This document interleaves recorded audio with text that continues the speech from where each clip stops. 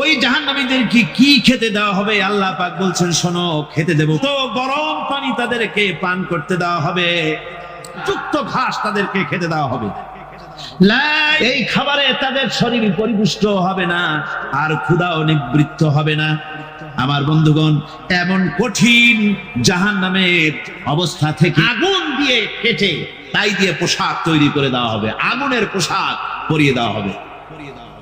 আগুনের পোশাক গায়ে পরায় দেওয়ার পরে কুয়ার চামড়া পুড়ে যাবে, জাহান্নামের আগুনের চামড়া পুড়ে গলে যাবে। আবার আল্লাহ রাব্বুল আলামিন নতুন করে চামড়া পরিয়ে দিবেন, যাতে করে শাস্তির তীব্রতা অনুভব করতে পারে। জোরে কোন নাউজুবিল্লাহ। আমার ভাইরা, জাহান্নামীরা ক্ষুধার যন্ত্রণায়, তৃষ্ণার যন্ত্রণায় আকাশের দিকে তাকায় থাকবে, উপরের দিকে তাকায় থাকবে, বলবে আরে যদি একটু বৃষ্টি হতো, মেঘ হতো। হঠাৎ করে দেখবে যে উপরে কালো মেঘ হয়ে গেছে, মনে করবে যে এবার বুঝি বৃষ্টি হবে, পানি পান করব। মেঘ তারা দেখতে পেল, মেঘের ভিতর থেকে অল্পক্ষণের ভিতরে গরম পানি পড়বে, এমন গরম পুঁজ, এমন গরম রক্ত পড়বে, যেগুলি পান করলে পরে সঙ্গে সঙ্গে পেটের নাড়ি ভুঁড়িয়ার কলিজা পিছনের দরজা দিয়ে সব বেরিয়ে যাবে। নাউজুবিল্লাহি মিন যালিক। হে আল্লাহ, এই কঠিন অবস্থা থেকে তুমি আমাদেরকে হেফাজত করো। জোরে বলেন আমিন। সবাই বলেন আমিন। এটাই আমাদের জীবন, এখানেই বেঁচে আছি, এখানেই মরে যাব, আর কালের আবর্তন ছাড়া আর তো কিছুই হয় না। সুতরাং পরকাল আবার একটা কি জিনিস। আল্লাহ রাব্বুল আলামিনের জবাবে আল্লাহ পাক বলেন, ওই কাফেরদেরকে জবাব শোনায় দেন, কুলিল্লাহু ইউহয়িকুম সুম্মা ইউমীতুকুম সুম্মা ইয়াজমাউকুম ইলা ইয়াউমিল কিয়ামাতি লা রাইবা ফীহ। ওদেরকে জবাব দেন, তোমরা নিষ্প্রাণ ছিলে, সেখান থেকে তোমাদেরকে আল্লাহ পাক জিন্দা করেছেন, এই জিন্দা থেকে তোমরা আবার মৃত্যুবরণ করবে, আবার তোমাদেরকে পুনরুত্থিত করা হবে, এতে কোনো সন্দেহ নাই। ওয়ালাকিন আকসারান নাস লা ইয়ালামুন। আসল কথা হলো যে মানুষেরা, অধিক সংখ্যক লোকেরা এই সম্পর্কে অজ্ঞ, তারা জানে না। তারা বলে, ওয়ায়াকুলুল ইনসানু আইযা মা মিততু লাসাউফা উখরাজু হাইয়্যা। তারা বলে যে সত্যি আমরা যখন মরে যাব তখন আমাদেরকে কে আবার চিন্তা করবে? এটা কি করে সম্ভব? মরে গেলাম, আবার চিন্তা কে করবে? আল্লাহ রাব্বুল আলামিন ওদের কথার জবাবে নবীজিকে বলেন, আপনি জবাব দিয়ে দেন, আওয়ালা ইয়াযকুরুল ইনসানু আন্না খালাকনাহু মিন ক্বাবলু ওয়া লাম ইয়াকু শাইআ। মানুষের কি সেই কথা মনে পড়ে না যখন তাকে সৃষ্টি করার আগে সে কিছুই ছিল না? তোমার সৃষ্টির আগে যখন তুমি কিছুই ছিলে না, সেখান থেকে তোমাকে যিনি সৃষ্টি করেছেন, তোমার মৃত্যুর পরে তিনি আবার তোমাকে জিন্দা করতে পারবে। তোমার কি মনে নাই? হাল আতা আলাল ইনসানি হিনুম মিনাদ দাহরি লাম ইয়াকুন শাইআম মাযকুরা।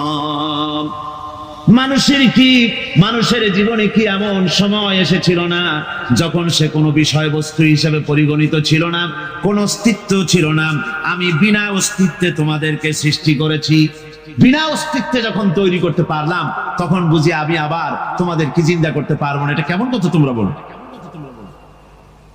ওরা বলে, وقالوا أئذا كنا عظاما ورفاتا أئنا لمبعوثون خلقا جديدا। আমরা যখন মরে যাব, আমাদের হাড্ডি গুড্ডি যখন মাটির সাথে একেবারে মিশে যাবে, তখন কি আমরা নতুন ভাবে আবার আমরা পুনরুত্থিত হব? আমাদের কি আবার চিন্তা করা হবে? আল্লাহ রাব্বুল আলামিন বলেন, কুল কুনু হিজারাতান আও হাদিদা। নবী শুনিয়ে দেন, তোমরা যদি মরে গিয়া মাটির সাথে মিশে গিয়া যদি পাথরও হয়ে যাও, আর যদি তোমরা লোহাও হয়ে যাও, তারপরেও আল্লাহ রাব্বুল আলামিন তোমাদেরকে জিন্দা করবেন, আবার তোমাদের উঠাবেন। ওরা বলে যে আচ্ছা বুঝলাম, কে উঠাবে আমাদের? কেমনে উঠাবে? আল্লাহ পাক বলেন ফাসায়াকুলুনা মান ইউরিদুনা, ওরা বলে আমাদেরকে কে উঠাবে, আমাদেরকে কে জিন্দা করবে? আল্লাহ পাক জবাবে বলেন কুলিল্লাযী ফাতারাকুম আউওয়ালা মাররা, যিনি তোমাদেরকে প্রথম সৃষ্টি করেছেন তিনি আবার তোমাদেরকে জিন্দা করবেন। আল্লাহ পাক সুন্দর করে বুঝাচ্ছেন। এই সব কথা শোনার পরে ফাসায়ুনগিদুনা ইলাইকা রুউসাহুম ওয়া ইয়াকুলুনা মাতা হুয়া, এসব কথা শোনার পরে আল্লাহ বলেন ওই কাফেরেরা মাথা ঝুলায় ঝুলায় বলে আচ্ছা তা বুঝলাম। আল্লাহ বলেন ওরা মাথা ঝুলায় আর বলে আচ্ছা বুঝলাম, তবে সেই কিয়ামত মাতা হুয়া, কবে সেই কিয়ামত অনুষ্ঠিত হবে?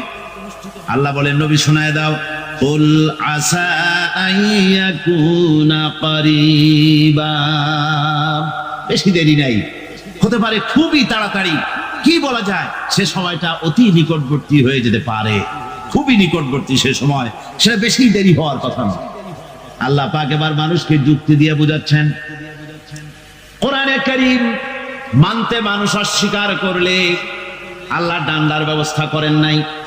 নবীজিকে বলেছেন ইন্নামা আনতা মুযাক্কিরুন লাস্তা আলাইহিম বিমুসাইতির, ও নবী আপনি একজন উপদেশক, উপদেশ দিয়ে যান, আপনাকে দারোগা করে বানাই নাই লাঠি চার্জ করার জন্য, পিটায়া মানুষ হেদায়েত করার দরকার নেই। মানুষকে বুঝান, যুক্তি দিয়া বুঝান। আল্লাহ নিজে যুক্তি দিচ্ছেন আনতুম আশাদ্দু খালকান আমিস সামাউ বানাহা, ওই কাফেরেরা তোমরা যারা পরকালকে অস্বীকার করো তোমাদেরকে উঠাইতে পারবো না যারা তোমরা বলছো, তোমাদেরকে সৃষ্টি করা কঠিন না ওই বিশাল আকাশটাকে সৃষ্টি করা কঠিন? ওই বিশাল আকাশটাই তো আমি আল্লাহ সৃষ্টি করেছি, জোরে বলেন সুবহানাল্লাহ। তত বড় আকাশটারে যিনি বানাইতে পারলেন সে খোদা বুঝি তোমাকে তৈরি করতে পারবেন? আল্লাহ পাক বলছেন ফানজুর ইলা আসারি রাহমাতিল্লাহি কাইফা ইউহিল আরদা বা'দা মাউতিহা, লক্ষ্য করে দেখো এই পৃথিবীর মাটিকে আল্লাহ কিভাবে জিন্দা করেন। মুর্দা মাটি, এই মাটি চৈত্র বৈশাখ মাসে প্রখর রোদে মাটি ফেড়ে চৌচির হয়ে যায়। এই ফেটে যাওয়া চৌচির মাটিতে আল্লাহ পাক বৃষ্টির পানি দিয়ে এই মাটিকে, এই মৃত্যু মাটিকে আল্লাহ পাক যেভাবে জিন্দা করেন, ইন্না যালিকা লামুহিল মাউতা ওয়া হুয়া আলা কুল্লি শাইইন কাদির, সে আল্লাহ পাক তোমরা মরলে পরে আবার এভাবে জিন্দা করতে পারবেন। জোরে কোন সুবহানাল্লাহ। আমার ভাইয়েরা, আল্লাহ পাকের পরে বলেন দেখো মৃত্যু জমিনকে কেমনে জিন্দা করি। আল্লাহুল্লাযী আরসালার রিয়াহা ফাতুসিরু সাহাবা ফাসুকনাহু ইলা বালাদিন মাইয়িতিন ফাআহইয়ানা বিহিল আরদা বা'দা মাউতিহা কাযালিকান নুশুর। আমি আল্লাহ রাব্বুল আলামিন ওই সমুদ্রের নোনা পানিগুলোকে, সমুদ্রের লবণাক্ত পানিগুলিকে বাষ্পীয় আকারে উত্থিত করে মেঘমালায় পরিণত করি, আর এরপরে বাতাসকে হুকুম করি বাতাস এই মেঘটারে টেনে নিয়ে যাও অমুক জায়গায়। মেঘ চলে এলো, আল্লাহ রাব্বুল আলামিন বলেন মেঘ এবার বিন্দু বিন্দু করে বৃষ্টি বর্ষণ করে দে। আমার হুকুমে ওই পানিগুলি বৃষ্টি হয়ে বিন্দু বিন্দু হয়ে জমিনে পতিত হয়। আল্লাহ বলেন এভাবে করে বৃষ্টির পানি দিয়া মরা জমিনকে জিন্দা করে দিয়া নববধূ গর্ভধারণের যেমন প্রস্তুতি নেয়, বৃষ্টির পানি পায়া মরা জমিন তেমন ফসল ধারণের জন্য প্রস্তুতি নিয়ে নেয়। সুবহানাল্লাহ বিহামদিহি। এইটা যেভাবে আমি করি কাযালিকান নুশুর, এইভাবে করে তোমাদের কি কিয়ামতের দিন আমি জিন্দা করতে পারবো? কেমনে অস্বীকার করো? কাইফা তাকফুরুনা বিল্লাহি ওয়া কুনতুম আমওয়াতান ফাহইয়াকুম সুম্মা ইউমীতুকুম সুম্মা ইলাইহি তুরজাউন। কি করে তুমি আমাকে, আমি আল্লাহকে অস্বীকার করো? কুনতুম আমওয়াতান, তুমি ছিলে নিষ্প্রাণ, ফাহইয়াকুম, এরপরে আমি তোমাকে জিন্দা করলাম, সুম্মা ইউমীতুকুম, এরপরে তোমাকে আমি মৃত্যু করব, সুম্মা ইউহয়ীকুম, এরপরে তোমাদেরকে আবার আমি জিন্দা করব, সুম্মা ইলাইহি তুরজাউন, এরপরে তোমাদের সকলকেই আমার কাছে ফিরে আসতে হবে। দেখেন না, আমরা যখন মানুষকে কবরে রাখি, কবরে রাখা তারপরে উপরে মাটি দিয়ে কি বলেন আপনারা? মিনহা খালাকনাকুম, পড়েন মিনহা খালাকনাকুম ওয়া ফিহা নুঈদুকুম ওয়া মিনহা নুখরিজুকুম তারাতান উখরা। হে বান্দা, এই মাটি দিয়া তোরে তৈরি করা হয়েছিল, এই মাটির ভিতরে রেখে গেলাম, আবার এই মাটি থেকে আল্লাহ রব্বুল আলামিন তোমারে জিন্দা করবেন। কিয়ামতের ময়দানে সকলকে উঠতে হবে সেখানে আল্লাহর দরবারে। আল্লাহ পাক বলছেন, বান্দা কেমনে অস্বীকার করো? ইন কুনতুম ফি রাইবিম মিনাল বা'স ফাইন্না খালাকনাকুম মিন তুরাব। পরকালকে যারা অস্বীকার করো, কিয়ামতে উঠতে হবে, এটাকে কিভাবে অস্বীকার করো? চিন্তা করে দেখো, তুমি নিষ্প্রাণ মাটি ছিলে, সেই মাটি দিয়েই আমি তোমাকে তৈরি করেছি। আবার আল্লাহ পাক মানুষকে আরো বুঝান, কিয়ামত আছে, পরকাল হবে, আল্লাহর দরবারে উঠতে হবে। আলাম ইয়াকুনু ফাতাম মিন মানিজ্জিয়ুমনা, তুমি কি মাতৃগর্ভে নিক্ষিপ্ত এক ফোঁটা পানি ছিলে না? সুম্মা কানা আলাকাতান ফাখালাকা ফাসাওয়া, এরপরে তোমাকে মাংসপিণ্ডে, জমাট রক্তে মাংসপিণ্ডে পরিণত করা হলো, এরপরে তোমাকে সুন্দর করে তোমাকে সুগঠিত করা হলো। ফাজআলা মিনহু যাওজাইনি যাকারা ওয়াল উনসা, এরপরে মাতৃগর্ভের ভিতরে আমি এটাকে পুরুষ বানালাম, কন্যা সন্তান অথবা পুত্র সন্তানে পরিণত করলাম। এইটা যে পেরেছে, যিনি পেরেছেন, আলাইসা যালিকা বিকাদিরিন আলা আইয়ুহিয়াল মাউতা, সে আল্লাহর পক্ষে কি সম্ভব নয় যে তোমার মৃত্যুর পরে তিনি আবার জিন্দা করতে পারবেন? কি বলবেন, কি বলেন, সম্ভব না? তিনি পারবেন না? নিশ্চয়ই তিনি আবার কিয়ামতের মাঠে আমাদেরকে হাজির করতে পারবেন, এতে কোনো সন্দেহ নাই। আল্লাহ পাক সেই জন্য এখানে বলতেছেন যে ওরা বাল কাযযাবু বিসসাম, ওরা আসলেই পরে কালকে অস্বীকার করেছে। আপনি যে নবী, এতে কোনো সন্দেহ নাই। আপনি খানা খান, আপনি বাজারে যান, এটাই মূল আপত্তির বিষয় না। মূল কথা হলো তারা পরকালকে অস্বীকার করেছে। আল্লাহ পাক বলেন, وَأَنَّ السَّاعَةَ آتِيَةٌ لَا رَيْبَ فِيهَا, অবশ্যই সে সময় আসবে, সে কিয়ামত আসবেই, এতে কোনো সন্দেহ নাই। وَأَنَّ اللَّهَ يَبْعَثُ مَن فِي الْقُبُورِ, আর আল্লাহ পাক তিনি কবরের মধ্যে অন্তর্হিত যা কিছু আছে সবাইকে কিয়ামতের দিন আল্লাহ পাক ময়দানে উঠাবেন। কিয়ামতে আল্লাহর দরবারে সকলকে হাজির হতে হবে। আমার বন্ধুগণ, আল্লাহ পাক বলেন, ওয়ালাকাদ খালাকনাল ইনসানা মিন সুলালাতিন মিন তিন, লক্ষ্য করো, তুমি ছিলে মাটির নির্যাস থেকে তোমাকে তৈরি করা হয়েছে। শুধু মাটির নির্যাস থেকে তোমাকে কোনো মডেল ছাড়া, কোনো ধরনের আদর্শ ছাড়া, কোনো ধরনের নমুনা ছাড়া তোমাকে সৃষ্টি করা হবে। সুম্মা জাআলনাহু নুতফাতান ফি কারারিম মাকিন, এরপরে মাতৃগর্ভের একটা অত্যন্ত সুরক্ষিত জায়গায় তোমাকে সংরক্ষণ করা হয়েছিল। সুম্মা খালাকনান নুতফাতা আলাকাতান ফাখালাকনাল আলাকাতা মুদগা, রক্তপিণ্ডকে, নাপাক পানিকে জমাট রক্ত করেছি, জমাট রক্তকে আমি আবার গোশত পিণ্ডে পরিণত করেছি। ফাকাসাউনাল ইযামা লাহমা, এরপরে সুন্দর করে চামড়া দিয়া, গোশত দিয়ে একটা আকৃতি তোমাকে দান করেছি।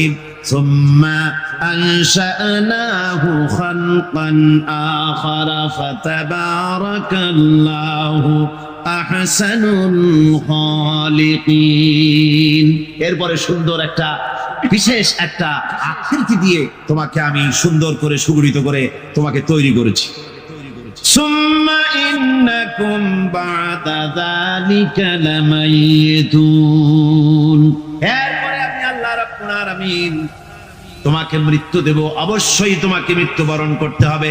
সুম্মা ইন্নাকুম ইয়াউমাল কিয়ামাতি তুবআসুন, এরপরে কিয়ামতের দিন আসবে, ওই বিশেষ মুহূর্ত আসবে, সেই নির্দিষ্ট সময় আসবে, ওই কিয়ামতের মাঠে আল্লাহর দরবারে তোমাদের সকলকে উঠতে হবে, কোনো সন্দেহ তাতে নাই।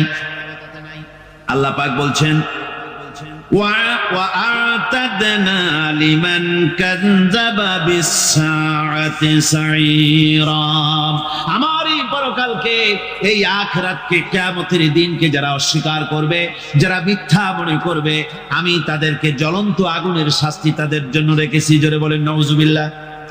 সেই কিয়ামত যে দিনটা আল্লাহ পাক মানুষের জন্য রেখেছেন, সেই কিয়ামতের অবস্থা বড়ই মারাত্মক।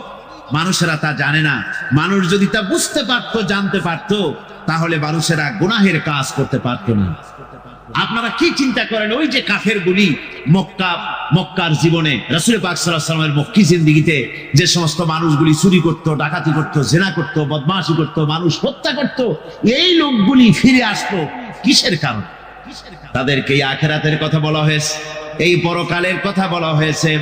কোরআন শরীফে আল্লাহ রাব্বুল আলামিন পরকালের কথা, মৃত্যুর কথা, কিয়ামতের কথা, হাসরের কথা, সিরাতের কথা, মিজানের কথা, মওতের কথা যত বলেছেন, জান্নাতের কথা যত জায়গায় যতগুলা বলেছেন, সবগুলি আয়াতে কারিমা যদি এক জায়গায় করা যায়, তাহলে পুরা কোরআন শরীফের 1/3 10 পারার সমান হবে। জোরে বলেন সুবহানাল্লাহ। যেহেতু পরকালের চিন্তা ছাড়া মানুষের জীবন পরিচ্ছন্ন হতে পারে না, সুন্দর হতে পারে না, অপরাধ মুক্ত হতে পারে না। আল্লাহ পাক বলেন সেই দিনটি বড়ই ভয়ানক, বিপজ্জনক। ওই দিনটির ব্যাপারে আল্লাহ পাক তার বান্দাদেরকে সতর্ক করে দিয়েছেন, বান্দারা সতর্ক হয়ে যাও, এইভাবে দিন যাবে না, কিয়ামত আসবে।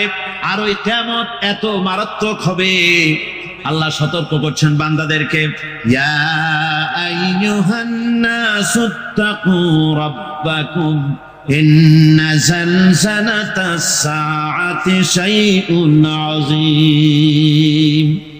হে মানব সকল, আত্মরক্ষা করো খোদার গজব থেকে, আল্লাহর গজব থেকে আত্মরক্ষা করো।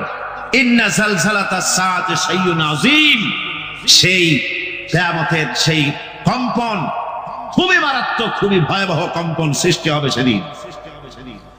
ইয়াউমা তারাউনাহা তাযহালু কুল্লু মুরদিআতিন আম্মা আরদাআত, সেদিন দেখতে পাবে স্তন্যদায়িনী মা, যে মা তার সন্তানকে দুধ দেয়, ওই মাও তার দুধের বাচ্চার কথা ভুলে যাবে, মনে থাকবে না। আল্লাহ রাব্বুল আলামিন বলেন ওয়াতাদাউ কুল্লু যাতিন হামলিন হামলাহা, গর্ভধারিণী মেয়ে লোক তাদের গর্ভ খসে পড়বে। ওয়াতারান নাসা সুকারা, মানুষকে মানুষ দেখতে পাবে, মানুষগুলো উদ্ভ্রান্ত হয়ে পাগলের মতো ছোটাছুটি করছে। আল্লাহ বলেন ওয়ামা হুম বিসুকারা, আসলে এরা নেশাগ্রস্ত নয়, আসলে পাগল হয় নাই। ছুটছে কেন? কেন? স্তন্যদায়িনী মা দুধের বাচ্চার কথা ভুলে গেছে। গর্ভধারিণী গর্ভবতী নারী, তার গর্ভ খসে পড়েছে, মানুষ পাগলের মতো দৌড়াচ্ছে। কারণ কি? পাগল তো হয় নাই। আল্লাহ বলেন আসল কারণ হলো ওয়ালাকিন্না আযাবাল্লাহি শাদীদ, আল্লাহর ভয়ঙ্কর আযাব। আর এই সব দৃশ্য, এই সব কম্পন মানুষের মধ্যে ত্রাস সৃষ্টি করে দিয়েছে, এই অবস্থার সৃষ্টি করেছে। আমার ভাইয়েরা, আল্লাহ পাক বলেন وأنذرهم يوم الآزفة إذ القلوب لدى الحناجر كاظمين। নবী, মানুষদের উম্মতদেরকে আপনি সতর্ক করেন, ওই দিনটা এমন হবে ভয়ের চোটে মানুষের কলিজা তার মুখের কাছে চলে আসবে। মানুষ ভয়কে অস্থির হয়ে যাবে, কলিজা গলার কাছে চলে আসবে। সেই দিনের কথা তাদের শোনায় দেন। ওই দিনটা এমন মারাত্মক দিন। ফাকাইফা তাত্তাকুনা ইন কাফারতুম ইয়াওমা ইয়াজআলু বিলদানা শিবা। সেদিন ভয়ে চিন্তায় যুবক ছেলে বৃদ্ধে পরিণত হয়ে যাবে, কিশোরগুলি তরুণগুলি বৃদ্ধে পরিণত হয়ে যাবে। আমার বন্ধুগণ, মানুষ সেদিন দিক বিদিক হয়ে দৌড়াতে থাকবে, পালাবো কোথায়? আল্লাহ কোরআন শরীফে সব কথা বলে দিয়েছেন। ইয়াকুলুল ইনসানু আইনাল মাফার, কোথায় ভাগবো, পালাবো কোথায়? অস্থির হয়ে মানুষ দৌড়াতে থাকবে, পালাবো কোথায়, যাব কোথায়? আল্লাহ বলেন কাল্লা লা ওয়াজারা ইলা রাব্বিকা ইয়াউমাইদিনিল মুস্তাকার। ভাগবার কোনো রাস্তা নাই, পালাবার কোনো পথ নাই, একমাত্র তোমার রব ছাড়া, আল্লাহর দরবার ছাড়া পালানোর কোনো রাস্তা আর নাই। আমার বন্ধুগণ, এই কঠিন সময়, এই কঠিন দিনে, পরকালের এই দিনে, কিয়ামতের এই মারাত্মক অবস্থায় সকলকে উঠতে হবে। আল্লাহ পাক বলেন এরপরে কিয়ামত অনুষ্ঠিত হয়ে যাবে।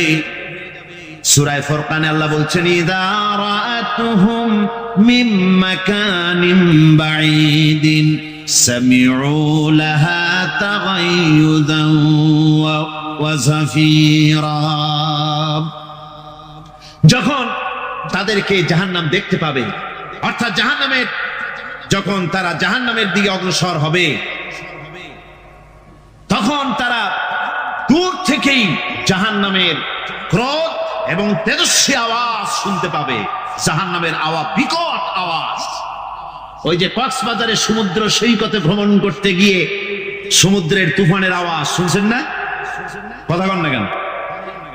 সমুদ্রের তুফানের আওয়াজ শুনেছেন তো? এইটা কি? এটা কিছুই না, এর থেকে মারাত্মক আওয়াজ, তেজস্বী ক্রোধের আওয়াজ কানের মধ্যে আসতে থাকবে জাহান্নামীদের। আল্লাহ রাব্বুল আলামিন বলেন ওয়াইদা উলকু মিনহা মাকানান দায়্যিকাম মুকাররানিনা দাউ হুনালিকা সুবুরা। যখন তাদেরকে হাত পা বেঁধে এই জাহান্নামের কোন সংকীর্ণ জায়গায় ফেলে দেওয়া হবে, তখন দাও হুনালিকা সুবুরা, তারা তখন নিজেদের ধ্বংস এবং মৃত্যু কামনা করবে।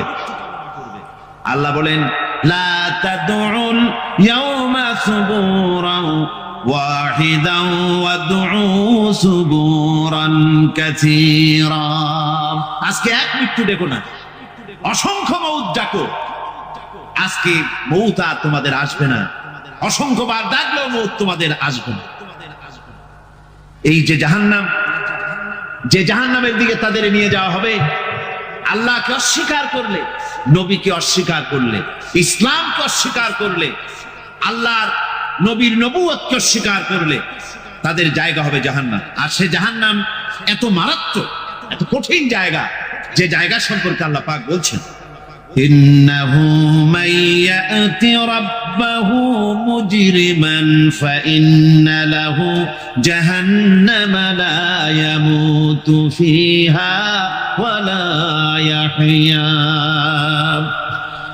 অপরাধী হয়ে যে লোক আল্লাহর দরবারে উপস্থিত হবে, তার জন্য জাহান্নাম হবে, জাহান্নামে আল্লাহ দিবেন। আর ওই জাহান্নামে যখন লোকটা পড়ে যাবে, জাহান্নামের অবস্থা এমন হবে লা ইয়ামুতু ফিহা ওয়া লা ইয়াহইয়া, সে বাঁচবেও না, মরবেও না, জীবন মৃত্যু একটা অবস্থা সৃষ্টি হবে। ওই জাহান্নামে নারুল্লাহিল মুকাদাতুল্লাতী তাত্তালিউ আলাল আফইদা। জাহান্নামের প্রচন্ড আওয়াজ, এই আগুন উৎক্ষিপ্ত হয়ে তাদের কলিজা পর্যন্ত, অন্তর পর্যন্ত স্পর্শ করবে।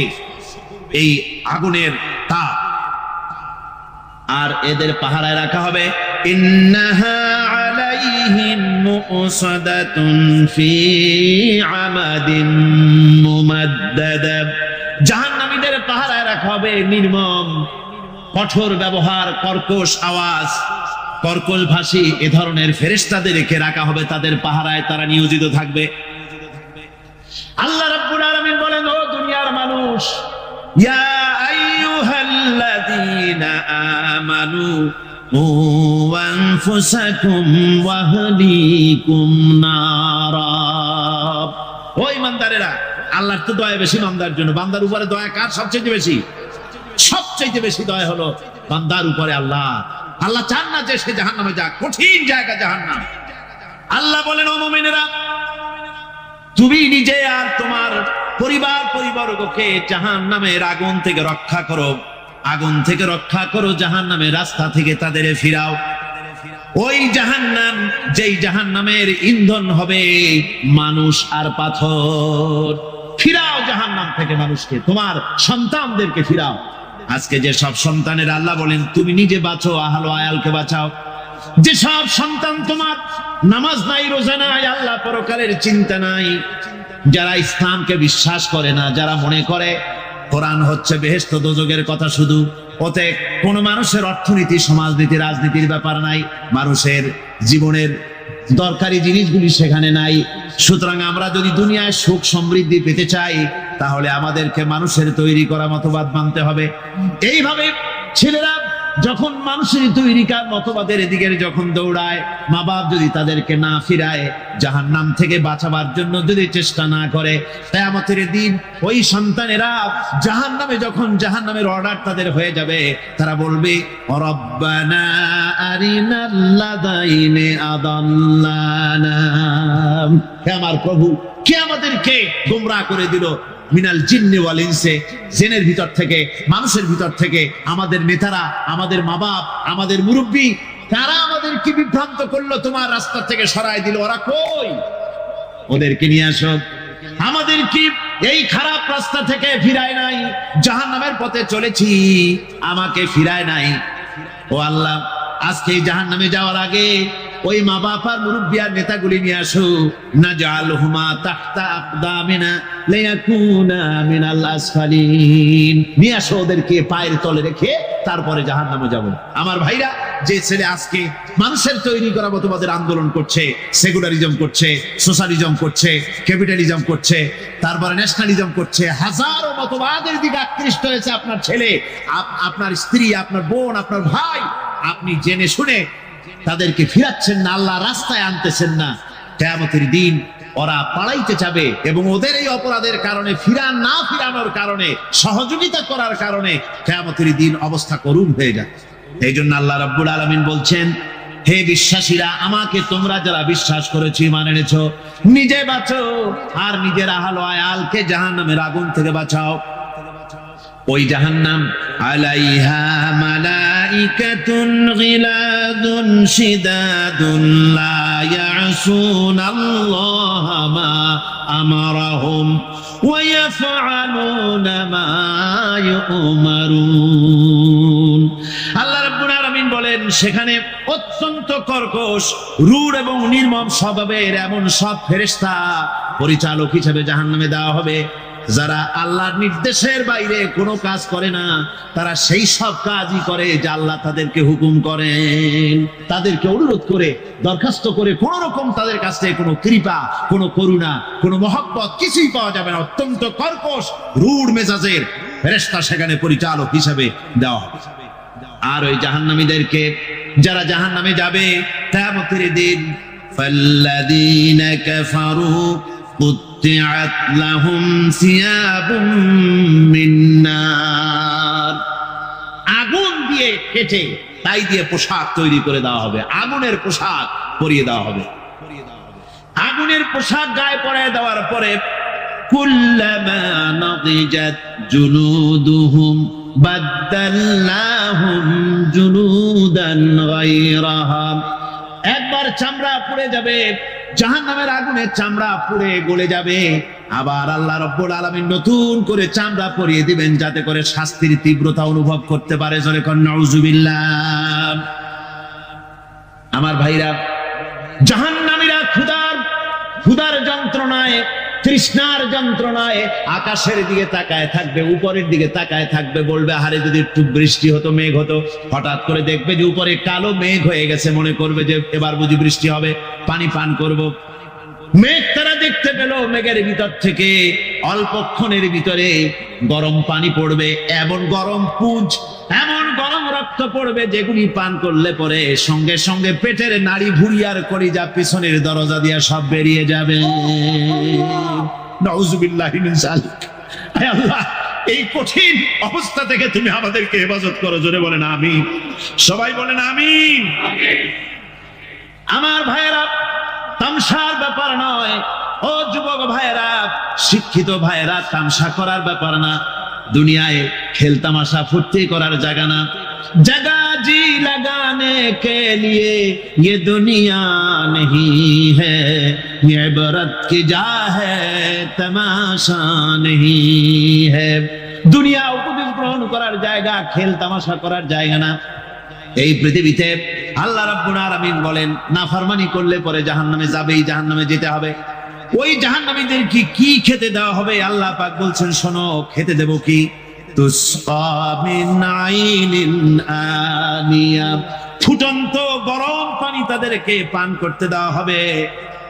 লাইসা লাহুম তুআমুন ইল্লা মিন দারি, কাঁটা যুক্ত ঘাস তাদেরকে খেতে দেওয়া হবে।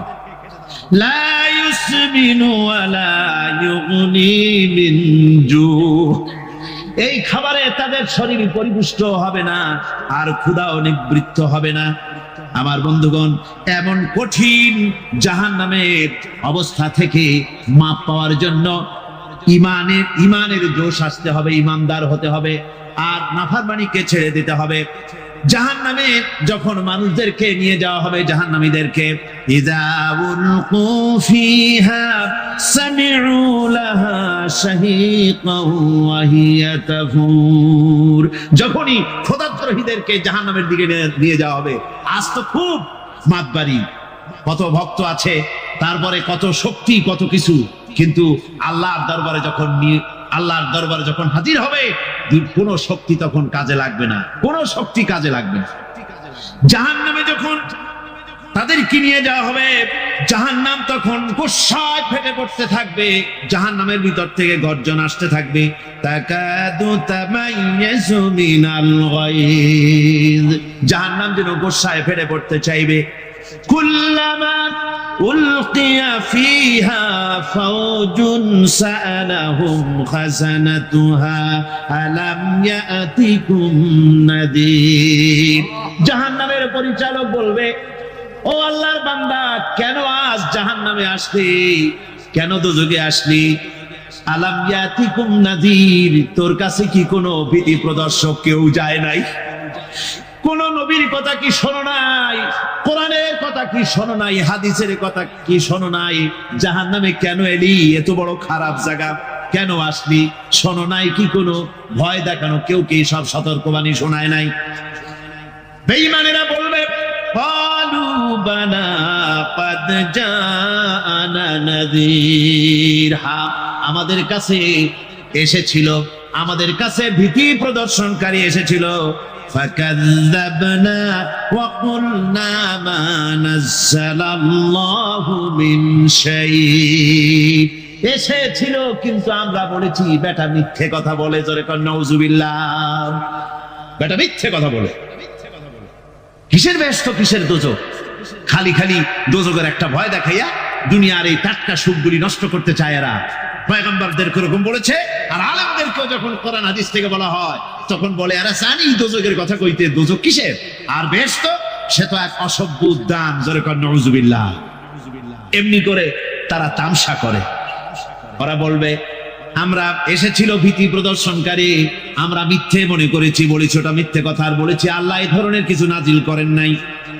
জাহান্নামীরা বলবে, وقالوا لو كنا نسمع أو نعقل ما كنا في أصحاب السعير আরে لو كنا نسمع তার মানে হলো যদি আমরা শুনতাম অর্থাৎ মানতাম, যদি নবীর কথা মানতাম, কোরআনের কথা যদি মানতাম, আর যদি ভালো করে বুঝতাম, মা কুন্না ফি আসহাবিস সাঈর, তাহলে আজকে এই জাহান্নামের কঠিন শাস্তি আমাদের লাভ পেতে হতো না, জাহান্নাম থেকে বেঁচে যেতে পারতাম। কি সর্বনাশ করলাম, বুঝি নাই, যা কিছু শুনেছি মানুষের কথা মতো শয়তানের ওয়াসওয়াসায় পড়ে তো ভুলই করলাম। সেদিন যতই আফসোস করা হোক না কেন, এই আফসোস কোনো কাজে লাগবে না। قل أذلك خير أم جنة الخلد التي وعد المتقون كانت لهم جزاء ومصيرا। আল্লাহ বলছেন এই সব কথা বলার পরে, জাহান্নামের সব শাস্তির কথা শুনাইয়া আল্লাহ বলছেন, বলেন কুল আযালিকা খায়রুন, এই পরিণতি কি ভালো যে জাহান্নামের পরিণতির কথা বলা হলো? তোমরা যে সমস্ত অবাধ্যতা করতেছো, ঈমান আনতেছো না, নবীকে গালাগালি করছো, ইসলাম মানতেছো না, নাফরমানি করছো, এর পরিণতি যা হবে, আযালিকা খায়রুন, এই পরিণতি কি ভালো? আম জান্নাতুল খুলদিল্লাতী উইদাল মুত্তাকুন, অথবা সেই চিরন্তন জান্নাত যার ওয়াদা করেছেন আল্লাহ পাক মুত্তাকিনদের জন্য, কানাত লাহুম জাযাআন ওয়া মাসীরা, যে জান্নাত হবে তাদের কর্মের প্রতিফল, আর এটাই হবে তাদের মহাযাত্রার শেষ মঞ্জিল। সেই জান্নাত, যে জান্নাত আল্লাহ রেখেছেন মুমিনদের জন্য। কাদের জন্য জান্নাত? মুমিনদের জন্য। সেটা এমন জান্নাত হবে, লাহুম ফিহা মা ইয়াশাউনা খালিদিন, যা চাইবে মনের আশা আকাঙ্ক্ষা অনুযায়ী সব পাবে বেহেশতের মধ্যে। খালিদিন, চিরকাল সেখানে থাকবে। কানা আলা রাব্বিকা ওয়াদান মাসউলা, এটা হচ্ছে তোমার রবের অবশ্য পূরণীয় ওয়াদা। জোরে বলেন সুবহানাল্লাহ। এটা তোমার আল্লাহর ওয়াদা এবং অবশ্যই তিনি তা পূরণ করবেন। তোমরা জান্নাতে থাকবে, সেখানে যা চাইবে তাই পাবে। একজন বলছিল জান্নাতে যাইয়া যা চাইবো তাই যদি পাই তাহলে তো খুব ভালো কথা। কয় যে হুজুর, আমার তো হোক্কা খাওয়ার দারুণ অভ্যাস, তা বেহেশতের মধ্যে হোক্কা পাবো? বুজুর্গ ব্যক্তি বলছেন, আল্লাহর বান্দা, বেহেশতে যাইয়া যদি তুমি হোক্কা খাইতে চাও তো আল্লাহ তোমার হোক্কা দিবেন, কিন্তু আল্লাহর কসম করে বলতে পারি, বেহেশতে যাইয়া এমন পচা জিনিস খাওয়ার তোমার ইচ্ছে জাগবে না। এত ভালো জিনিস তুইয়া এই পচা জিনিস খাওয়ার ইচ্ছা তোমার জাগবে না মনের ভিতর। বেহেশত আল্লাহ রাব্বুল আলামিন মুমিনদের জন্য রেখেছেন। আমার ভাইরা, সে বেহেশতের বর্ণনা কোরআনে কারীমের মধ্যে আল্লাহ দিয়েছেন। একদিকে জাহান্নাম, কোরআনের বর্ণনা কত সুন্দর। জাহান্নামের কথা শুনতে শুনতে লোকেরা আল্লাহর ভয়তে হতাশ হয়ে যেতে পারে, আল্লাহর ভয়তে। সেই জন্য যত জায়গায় জাহান্নামের বর্ণনা আছে, সাথে সাথে আবার আশার সঞ্চার করার জন্য আল্লাহ জান্নাতের কথা বলেছেন। কাহার এবং জব্বার নাম আল্লাহ যেখানে ব্যবহার করেছেন, সাথে সাথে আবার গফুর রহিম নাম ব্যবহার করেছেন, বান্দা যেত হয়রান হয়ে না যায়। আমার ভাইরা, একদিকে জাহান্নামের এই কঠিন শাস্তির কথা, আবার অপর দিকে আল্লাহ বলেন, শোনো, এমন জান্নাত আমি রেখেছি, মাসালুল জান্নাতিল্লাতী উইদাল মুত্তাকুন, এমন বেহেশত মুত্তাকিনদের জন্য যার ওয়াদা করা হয়েছে, এমন বেহেশত সেটা, ফিহা আনহারুম মিন মাইন গায়রি আসিন, সেখানে এমন সুন্দর স্বচ্ছ পানির ঝর্ণাধারা, সুমিষ্ট পানির ঝর্ণাধারা রাখা হয়েছে। ওয়া আনহারুম মিন লাবানিন লাম ইয়াতাগায়্যার তা'আমুহু, আর সেখানে দুধের ঝর্ণা রাখা হয়েছে যার স্বাদ কখনো নষ্ট হবে না। ওয়া আনহারুম মিন খামরিন লাযযাতান লিশ-শারিবিন, আর রাখা হয়েছে পানীয়ের ঝর্ণাধারা যা পানকারীদের জন্য অত্যন্ত সুন্দর হবে, খুবই সুস্বাদু হবে। আর রাখা হয়েছে ওয়া আনহারুম মিন আসালিন মুসাফফা, পরিষ্কার পরিচ্ছন্ন সুস্বাদু মধুর ঝর্ণা। জোরে বলেন সুবহানাল্লাহ। ওয়া সাকাহুম রাব্বুহুম শারাবান তাহুরা, জান্নাতের ভিতরে তোমাদেরকে পান করানো হবে শারাবান তাহুরা, পবিত্র পানীয়। তাহের এবং তাহুর দুটি কথা। তাহের বলা হয় সেই জিনিসকে যা নিজে পাক আর একজনকে পাক করতে পারে না, যেমন মধু, যেমন তেল, যেমন দুধ নিজে পাক, কিন্তু দুধ দিয়ে যদি কেউ গোসল করে, দুধ দিয়ে যদি কেউ উযু করে, ও নিজে পাক কিন্তু আপনাকেও পাক করতে পারবে না। এটার নাম হচ্ছে তাহের। আর তাহুর বলা হয় সেই জিনিসকে যে নিজেও পাক এবং অন্যকেও পাক করে দিতে পারে, যেমন পানি। পানি নিজে পাক, ওটার দ্বারা উযু করলে, গোসল করলে সেও কি হবে? পাক হয়ে যাবে। আল্লাহ তাই বলেন জান্নাতের ভিতরে ওয়াসাকাহুম রাব্বুহুম শারাবান তাহুরা, জান্নাতের ভিতরে শরাবে তাহুর পান করানো হবে। ওই শরাবটা নিজেই পাক, আর যে পান করবে তাকে আরো পরিচ্ছন্ন পবিত্র করে দেবে। জোরে বলেন সুবহানাল্লাহ। সেই শরাব হবে এমন খিতামুহু মিস্ক, যার মুখগুলি সুন্দর করে সুগন্ধ জিনিস দিয়ে, সুগন্ধি দিয়ে, মিস্ক দিয়ে আটকানো রয়েছে। তারপরে কি? وفي ذلك فليتنافس المتنافسون। এবার এই শরাব পান করার জন্য, এই পবিত্র পানীয় পান করার জন্য প্রতিযোগিতা করো। কে তোমরা প্রতিযোগিতা করে তার কাছে যেতে পারো? কিয়ামতের দিন আল্লাহ পাক জান্নাতে এই জিনিস পান করাবেন, আর ওই পাগলেরা কয় মদ খাওয়াবে। জোরে কান নাউজুবিল্লাহ। যার যা অভ্যাস সেটাই সে নিজেও তাই চিন্তা করে। আমার বন্ধুগণ, জান্নাতের ভিতরে আল্লাহ রাব্বুল আলামিন এভাবে মধুর ঝর্ণা রাখবেন, দুধের ঝর্ণা রাখবেন, সতত প্রবাহিত ঝর্ণা ধারা সেখানে থাকবে।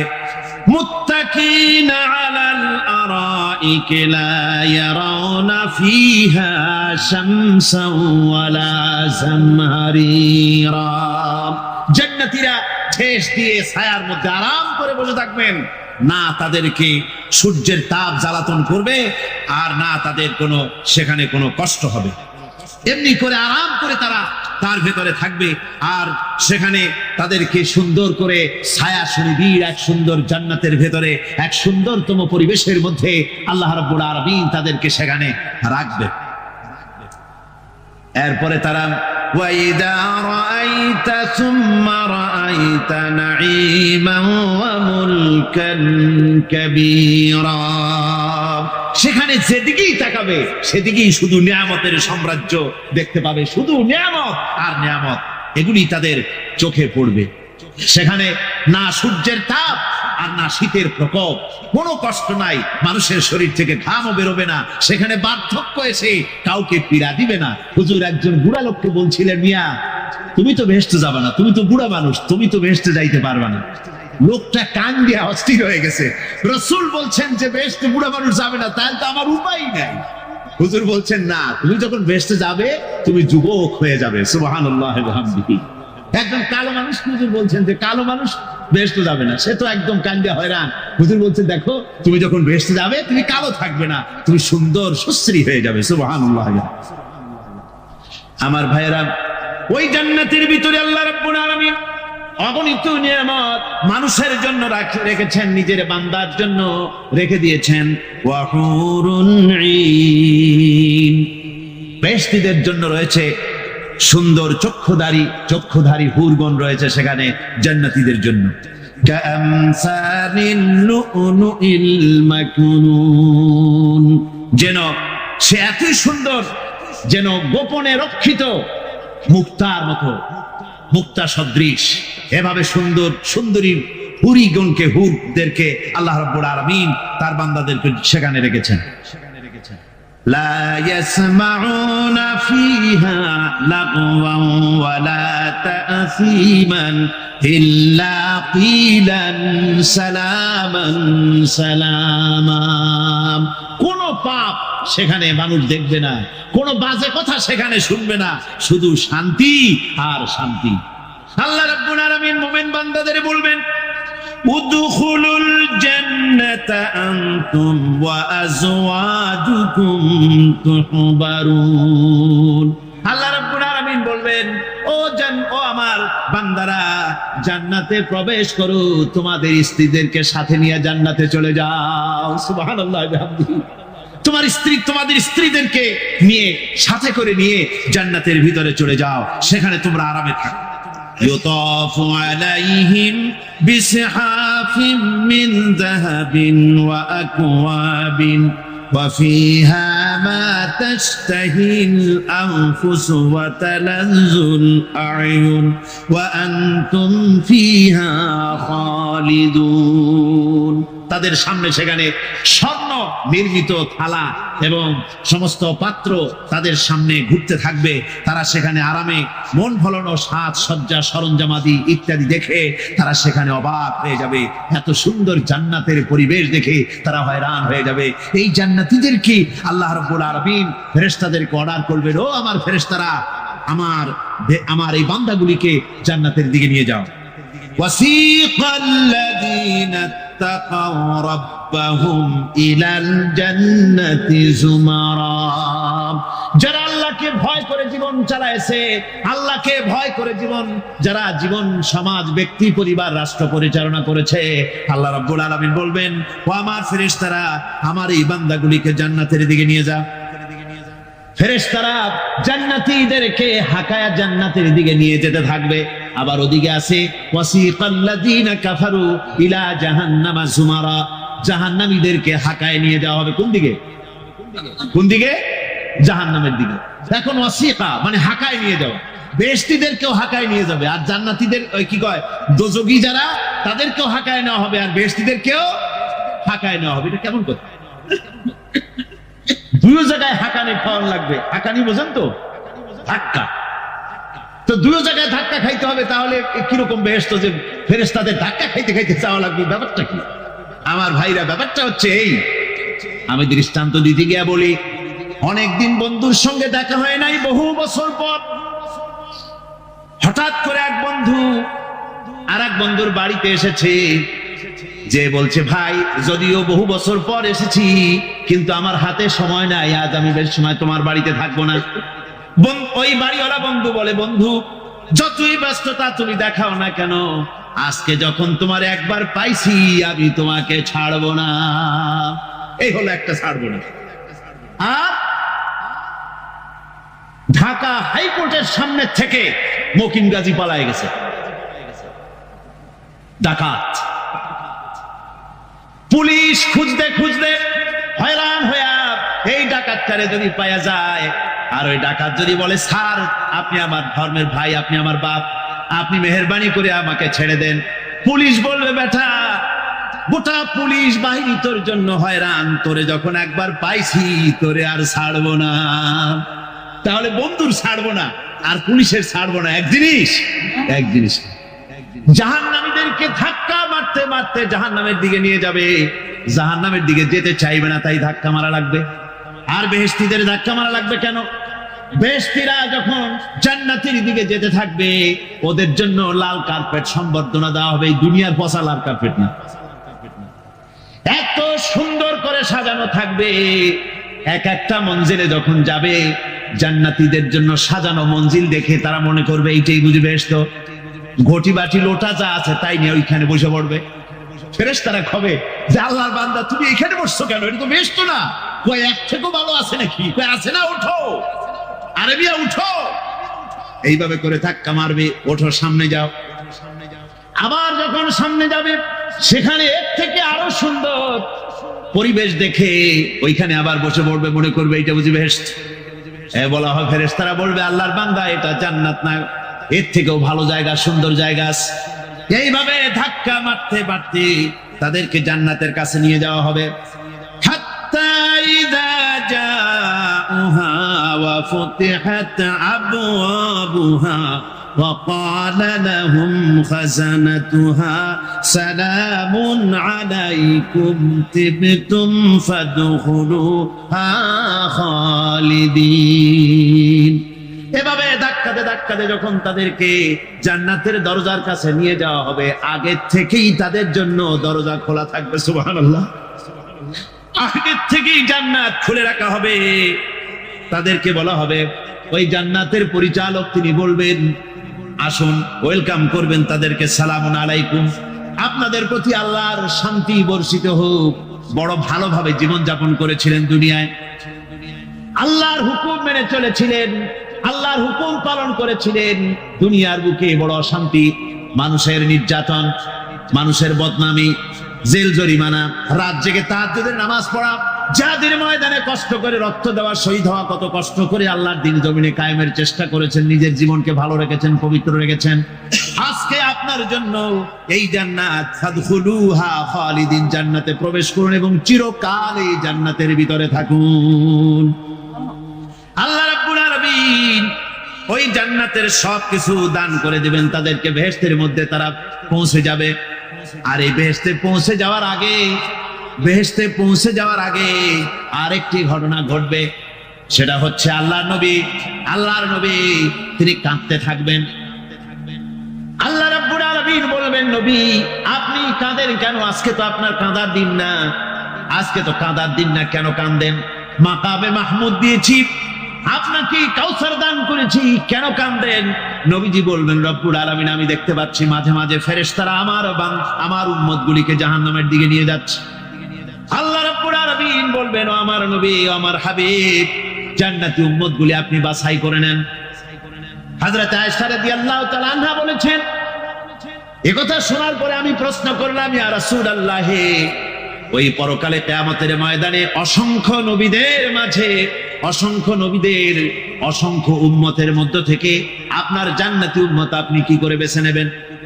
হুজুর বলেন, এই শরীফ, যদি কোনো ঘোড়ার কপাল যদি থাকে সাদা, আর সাদা কপালওয়ালা ঘোড়াটা যদি অনেকগুলি ঘোড়ার মধ্যে হারিয়ে যায়, তাহলে সাদা কপালওয়ালা ঘোড়াটারে কি তার মালিক খুঁজে পাবে নাকি?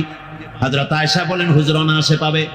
হুজুর বলেন, কিয়ামতের দিন অসংখ্য মানুষের ভিতরে আমার জান্নাতি উম্মত আমি এইভাবে বেছে নেব, যারা দুনিয়ার ভেতরে নামাজ পড়েছে, ঈমান এনেছে, ঈমানদার ছিল, দ্বীনের কাজ করেছে, আল্লাহর সাথে নাফরমানি করে নাই, নামাজ পড়েছে সঠিকভাবে, আল্লাহর সঙ্গে নাফরমানি করে নাই, সঠিকভাবে দ্বীন পালন করেছে, তাদের চেহারার ভিতরে ঈমানের নূর চমকাতে থাকবে। ওই ঈমানের নূরের চমক দেখে দেখে আমার উম্মতগুলি আমি বাছাই করব। সেদিন ওই কিয়ামতের ময়দানে যারা নামাজ পড়ে না, রোজা রাখে নাই, বরং দ্বীনের সঙ্গে বিরোধিতা করেছে, আল্লাহর সঙ্গে নাফরমানি করেছে, ইসলামকে অস্বীকার করেছে, আল্লাহর দ্বীন যারা জমিনে কায়েম করতে চায় তাদের সঙ্গে বেয়াদবি করেছে, ওরা বলবে, হে রাসূল, আমিও তো আপনার উম্মত, আমারও সুপারিশ করুন। আল্লাহ নবী বলবেন, ভেগে যাও, দূর হয়ে যাও, তুমি যদি আমার উম্মত হবে, তাহলে এসব উম্মতের মতো ঈমানের নূরের চমক তোমার ভিতরে আমি দেখতে পেতাম। ওই হাসরের ময়দানে আল্লাহ নবী যদি বলেন, তুমি আমার উম্মত নও, ভেগে যাও, এর থেকে অসহায়, এর থেকে এতিম অবস্থার মানুষের জন্য কিছু হতে পারে না। আল্লাহ এই দুরবস্থা থেকে আমাদেরকে যেন হেফাজত করেন। আল্লাহ রাব্বুল আলামিন যেন আমাদেরকে নবীর সুপারিশ কিয়ামতের দিন আমাদের জন্য নসিব করে দেন, জোরে বলেন আমিন। আল্লাহ পাক জিজ্ঞেস করবেন, ও আমার বান্দারা, ও আমার জান্নাতি বান্দারা, আমি তোমাদেরকে যে সব ওয়াদা করেছিলাম সে ওয়াদা মতো সব পাইছো কিনা? আমি ওয়াদা করেছিলাম আমার জন্য রাত জেগে যদি তাহাজ্জুদের নামাজ পড়ো, নামাজ, রোজা, হজ, যাকাত যদি করো, আমার দিন কায়েমের জন্য যদি আন্দোলন করো, রক্ত যাও, আমার জন্য যদি কষ্ট করো, শহীদ হও, তাহলে আমি তোমাদেরকে জান্নাত দেব। যত ওয়াদা করছিলাম তা পেয়েছো কিনা? জান্নাতীরা বলবে, ক্বালু নাআম, সব পেয়েছি, সব নিয়ামত পেয়েছি। আল্লাহ বলেন, সব পাও নাই, ওয়ালাদাইনা মাজিদ, আমার কাছে আরো বেশি আছে, আমার কাছে আরো বেশি আছে, সব পাও নাই। জান্নাতীরা বসে থাকবেন, বুঝতে পারবেন না, এত নিয়ামত পেয়েছি, আল্লাহর কাছে আরো আছে।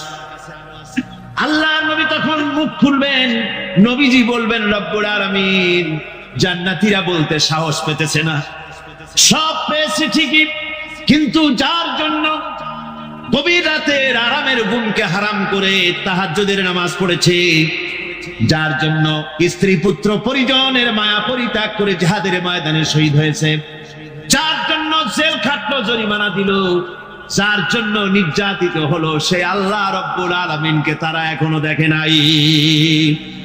আল্লাহ রাব্বুল আলামিন বলবেন, আমি আমার বান্দার সে আরজ পুরা, সে আরজি পুরা করব।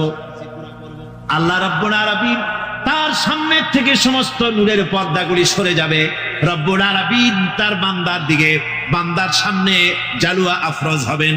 আল্লাহ পাক কোরআনে কারীমের ভিতরে বলছেন, উজুহু ইয়াউমাইযিন নাযিরা ইলা রাব্বিহা নাযিরা।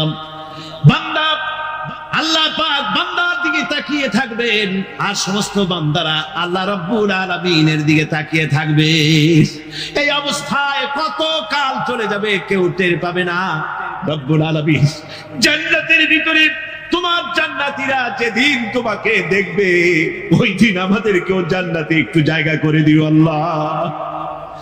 আমরা যেন ওই জান্নাতের ভিতরে বসার জায়গা যদি না পাই, আমরা গুনাহগার মানুষ, জান্নাতের কোন একটু জায়গায় ঠাঁই করে দিও যেন তোমারে দেখতে পাই। আয় আল্লাহ, তোমাকে দেখার তৌফিক আমাদের দিও, জোরে বলেন আমিন। হযরতে মাহবুবে রব্বানী কুতুবে সুবহানী শেখ মুহিউদ্দিন আব্দুল কাদের জিলানী রাহমাতুল্লাহ আলাইহি তিনি বলেছেন, মুনাজাত করতে গিয়ে আবেগে বলেছেন, রব্বুল আলামিন তুমি যদি দয়া করে আমাকে জান্নাত দাও, আর তোমাকে যদি আমি না পাই, তুমি যদি আমার সঙ্গে দেখা না করো, আমারে যদি কথা না বলো, তাহলে এই জান্নাত আমার কোনো লাভ নাই। আর আমাকে যদি জাহান্নাম দিয়ে দাও, আর মাঝে মধ্যে তুমি যদি জিজ্ঞাসা করো মহিউদ্দিন কেমন আছো, তাহলে এই জাহান্নাম আমার জন্য বেহেশত হয়ে যাবে। বিসমিল্লাহির রহমানির রহিম।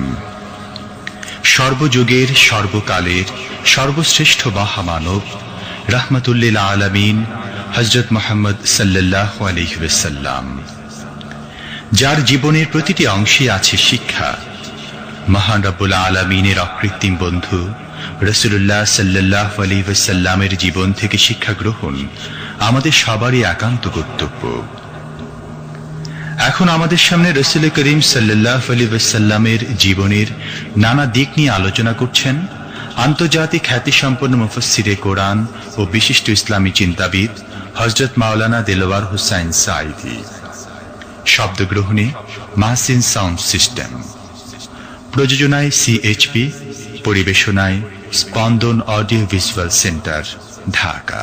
আল্লাহ রাব্বুল আলামিন বলেন, মা ইয়ানতিকু আনিল হাওয়া ইন হুয়া ইল্লা ওয়াহিয়ুন ইউহা। আমার নবী নফসকে অনুসরণ করে, প্রবৃত্তিকে অনুসরণ করে কোনো কথা বলেন না। আমার নবী যেটা বলেন সেটা হলো ওহী। আমি যা বলতে বলি তাই তিনি বলেন। ওয়ালাউ তাকাওয়ালা আলাইনা বা'দাল আকাবিল। আমার নবী যদি নিজের থেকে বানিয়ে কোন কথা যদি কোরআনের ভিতরে আমার নামে চালায় দিতেন, আমি আল্লাহ রাব্বুল আলামিন আমার নবীর ডান হাতকে চেপে ধরতাম, আর তার কণ্ঠ নালীকে আমি আল্লাহ রাব্বুল আলামিন কেটে ফেলে দিতাম। তিনি যা বলেছেন সব কার কথা? আল্লাহ পাকের কথা। তিনি হচ্ছেন গোটা বিশ্বের সর্বশ্রেষ্ঠ চরিত্রের আধার। তার চরিত্রের সার্টিফিকেট আল্লাহ পাক দিচ্ছেন। চরিত্রের সার্টিফিকেট কে দিলেন? আল্লাহ পাক দিয়েছেন। কোরআনে কারীমের মধ্যে আল্লাহ রাব্বুল আলামিন বলেন, ওয়া ইন্নাকা লাআলা খুলুকিন আযীম। নবী হে, আপনি হচ্ছেন পুত পবিত্র চরিত্রের উপরে প্রতিষ্ঠিত। সুবহানাল্লাহ ওয়া বিহামদিহি। আপনি শ্রেষ্ঠ চরিত্রের উপরে প্রতিষ্ঠিত। দেখুন, রাসূল করিম সাল্লাল্লাহু আলাইহি ওয়াসাল্লাম নবুয়ত পাওয়ার পর যখন তিনি ঘরে প্রবেশ করেছেন, সর্বপ্রথম হযরত জিবরাইলের সঙ্গে জীবনের প্রথম দেখা, ভয় পেয়েছেন, শরীরে জ্বর এসেছে, এবং হযরতে খাদিজাকে গিয়ে বলছেন যে আমাকে ঢেকে দাও, আমি ভয় পেয়েছি। হযরতে খাদিজাতুল কুবরা রাদিয়াল্লাহু তাআলা আনহা তিনি রাসূলকে বলছেন, আবুল কাসেম, হে কাসেমের পিতা, আপনার ভয় পাওয়ার কোনো কারণ নাই। আপনাকে জিন বা শয়তান কোনো অনিষ্ট করতে পারে না, কারণ আপনি এতিমদেরকে, মিসকিনদেরকে খেতে দেন, আপনি বিধবাকে আশ্রয় দেন, আপনি প্রতিবেশীর হক আদায় করেন, আপনি আত্মীয়দের হক আদায় করেন। কি সার্টিফিকেট দিচ্ছেন? স্ত্রী তো স্বামীর জন্য ভালোবাসা দিতে পারে, মহব্বত দিতে পারে, জান দিতে পারে, কিন্তু ঈমান তো আনতে পারে না। ঈমান আনা তো এত সহজ ব্যাপার না। কিন্তু রাসূল করিম সাল্লাল্লাহু আলাইহি ওয়াসাল্লাম যখন তাকে তাওহীদের দাওয়াত দিলেন, রিসালাতের দাওয়াত দিলেন এবং বললেন আমি নবী, হযরত খাদিজা এক মুহূর্ত দেরি করেন। হযরতে খাদিজা তার কাছে রাসূলুল্লাহ যখন রিসালাতের দাওয়াত পেশ করলেন, সঙ্গে সঙ্গে হযরত খাদিজা পড়ে নিলেন লা ইলাহা ইল্লাল্লাহু মুহাম্মাদুর রাসূলুল্লাহ। জোরে জোরে পড়েন লা ইলাহা ইল্লাল্লাহ, লা ইলাহা ইল্লাল্লাহ।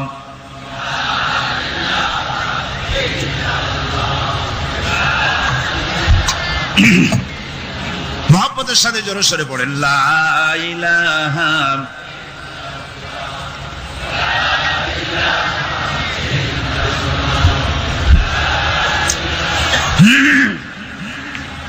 লা ইলাহা ইল্লাল্লাহু মুহাম্মাদুর রাসূলুল্লাহ। আমার বন্ধুগণ, রাসূল করিম সাল্লাল্লাহু আলাইহি ওয়াসাল্লামের উপরে স্ত্রী ঈমান আনলেন। খাদেম ছিলেন হযরতে যায়েদ। খাদেম তো তার প্রভুর জন্য জান দিতে পারে, মাল দিতে পারে, মহব্বত করতে পারে, সব পারে। খাদেম ঈমান আনতে পারে না, যেহেতু খাদেমের কাছে তার সাহেবের ইনস এন্ড আউট, তার ভেতর বাইরে সবকিছুই পরিষ্কার থাকে। হযরতে রাসূলের খাদেম ছিলেন হযরতে যায়েদ। হযরত যায়েদ তার উপরে যখন 15 বছর খাদেম ছিলেন রাসূলুল্লাহ, হুজুর যখন তার কাছে দাওয়াত পেশ করলেন, যখন রিসালাতের দাওয়াত পেশ করলেন, তাওহীদের দাওয়াত দিলেন, খাদেম যায়েদ একটু চিন্তা করলেন না, সাথে সাথে পড়লেন লা ইলাহা ইল্লাল্লাহু মুহাম্মাদুর রাসূলুল্লাহ। রাসূলের বন্ধু ছিলেন হযরত আবু বকর সিদ্দিক রাদিয়াল্লাহু তাআলা আনহু। 20 বছরের বন্ধু। কত বছরের বন্ধু? 20 বছর। 20 বছর বসে একজন বন্ধু আর একজন বন্ধুকে চিনতে মোটেই কিছু বাকি থাকে না। হযরত আবু বকর রাদিয়াল্লাহু তাআলা আনহু তার কাছে যখন রাসূলুল্লাহ নবুয়তের দাওয়াত পেশ করলেন, হযরতে আবু বকর রাদিয়াল্লাহু তাআলা আনহু এক মুহূর্ত দেরি করেন নাই, বলেছেন আপনার চরিত্র নবুয়তের চরিত্র আগেই বুঝতে পেরেছি, সাধারণ মানুষের চরিত্র এমন হতে পারে না। তিনিও কালেমা পড়ে মুসলমান হয়ে গেলেন। সাহাবায়ে কেরাম রাসূলের প্রতি এই মহব্বত, এই শ্রদ্ধা তারা পোষণ করেছেন। নবী তার চরিত্র দিয়ে মানুষের সামনে নিজেকে প্রকাশ করেছেন। তার চরিত্র দুই রকম ছিল না, চরিত্র একরকম ছিল। ব্যক্তিগত চরিত্র আর পারিবারিক চরিত্র দুই রকম না। তার ব্যক্তিগত যে চরিত্র ওইটাই ছিল তার ঘরের চরিত্র, যেটা ছিল ঘরের সেটাই ছিল বাইরের। হযরত আয়েশা সিদ্দিকা রাদিয়াল্লাহু তাআলা আনহা সাহাবীদের প্রশ্নের জবাবে বলেছেন রাসূলের চরিত্র হচ্ছে কোরআন। রাসূলের চরিত্র কি? কোরআন। রাসূলুল্লাহ এই পৃথিবীতে কেন আসছেন? আসার কারণ হলো তিনি হচ্ছেন আদর্শ। আল্লাহর নবী বলেছেন লাকাদ কানা লাকুম ফি রাসূলিল্লাহি উসওয়াতুন হাসানাহ, তোমাদের জন্য গ্রহণযোগ্য মহত্তম আদর্শ হতেছে তোমাদের রাসূল। তোমাদের রাসূলের ভিতরে তোমাদের আদর্শ রয়েছে, তার কাছ থেকে তোমরা আদর্শ গ্রহণ করো। তিনি এতিমের আদর্শ, শিশুর আদর্শ, কিশোরদের আদর্শ, যুবকের আদর্শ, তরুণের আদর্শ, বৃদ্ধের আদর্শ, পিতার আদর্শ, নানার আদর্শ, স্বামীর আদর্শ, সেনাপতির আদর্শ, শ্রমিকের আদর্শ, রাষ্ট্রপ্রধানেরও সকলের জন্য আদর্শ। যেই যুগে বেহাপনার উলঙ্গপনা দিয়েছিল সমাজ ভর্তি, আল্লাহর ঘর তাওয়াফ করে নারী আর পুরুষেরা উলঙ্গ হয়ে, সেই যুগে রাসূলুল্লাহ যখন কাবা শরীফ রিকনস্ট্রাকশন হচ্ছিল, পুনর্নির্মাণ হচ্ছিল, তখন তিনি বহন করছিলেন পাথরগুলি মাথায় করে। তার চাচা তাকে বললেন তোমার তো বড্ড কষ্ট হচ্ছে, তুমি এখন এইটাকে ঘাড়ের উপরে, লুঙ্গিটা খুলা ঘাড়ের উপরে রেখে তারপর এটা বহন করো। হুজুর যখন লুঙ্গির গিরায় হাত দিয়েছেন খুলবেন এই চিন্তা করে ঘাড়ের উপরে রেখে পাথর বহন করবেন, লুঙ্গির গিটে হাত দিয়েছেন, খোলেন নাই। লুঙ্গির গিটের উপরে হাত রেখে তিনি চিন্তা করলেন এতগুলি লোকের সামনে কাপড়টা খুললে পরে কি শরম হবে। কাপড়টা খোলেনি নাই, শুধু খুললে পরে কি লজ্জা হবে। এই আগাম শরমের অনুভূতিতে মুহাম্মদ সাল্লাল্লাহু আলাইহি ওয়াসাল্লাম বেহুশ হয়ে জমিনের উপরে পড়ে গেছে। আদর্শ কাকে বলে? শিশুর আদর্শ, কিশোরের আদর্শ, স্বামীর আদর্শ, পিতার আদর্শ, নানার আদর্শ, গোটা পৃথিবীর সমস্ত মানুষের আদর্শ রাসূল করিম সাল্লাল্লাহু আলাইহি ওয়াসাল্লাম।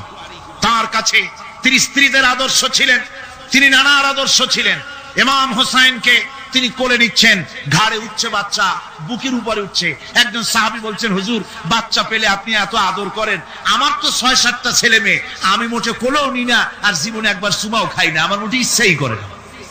হুজুর বললেন, আল্লাহ যদি তোমার দিলের মধ্যে রহম পয়দা না করেন তো আমি কি করতে পারি? হুজুর বাচ্চাকে নিয়ে আদর করছেন। ইমাম হোসেনকে বলছেন, হোসেন কে বড় বলো তো, তুমি বড় না আমি বড়? হোসেন বলছেন, নানাজি আমি আপনার থেকে বড়। আশ্চর্য কথা, তুমি আমার থেকে বড় কিভাবে?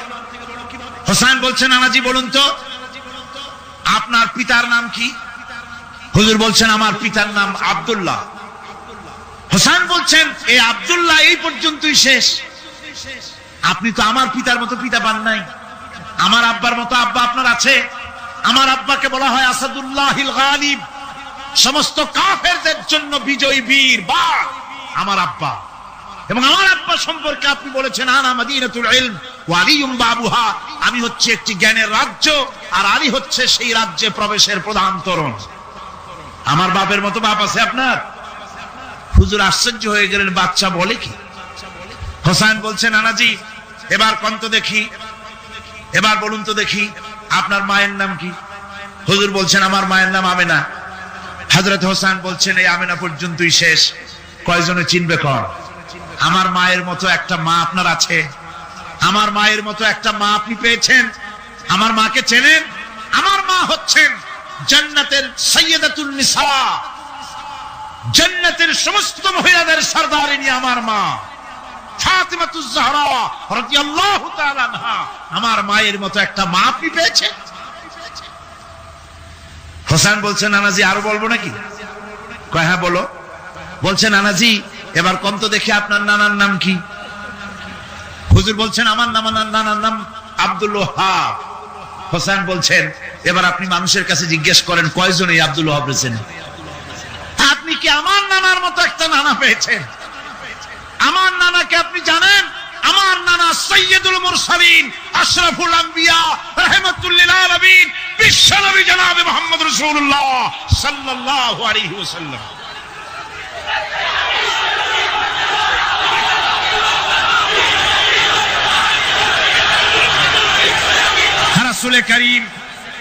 রাসূল করিম সাল্লাল্লাহু আলাইহি ওয়াসাল্লাম হোসেনকে বুকের সাথে জড়িয়ে ধরে হোসেনের ঠোঁটের উপরে, তার চিবুকের উপরে, তার গণ্ডদেশে, তার কপলে বারবার চুমো খেতে লাগলেন আর বললেন, নানা আমি আজকে তোমার সামনে হেরে গেলাম।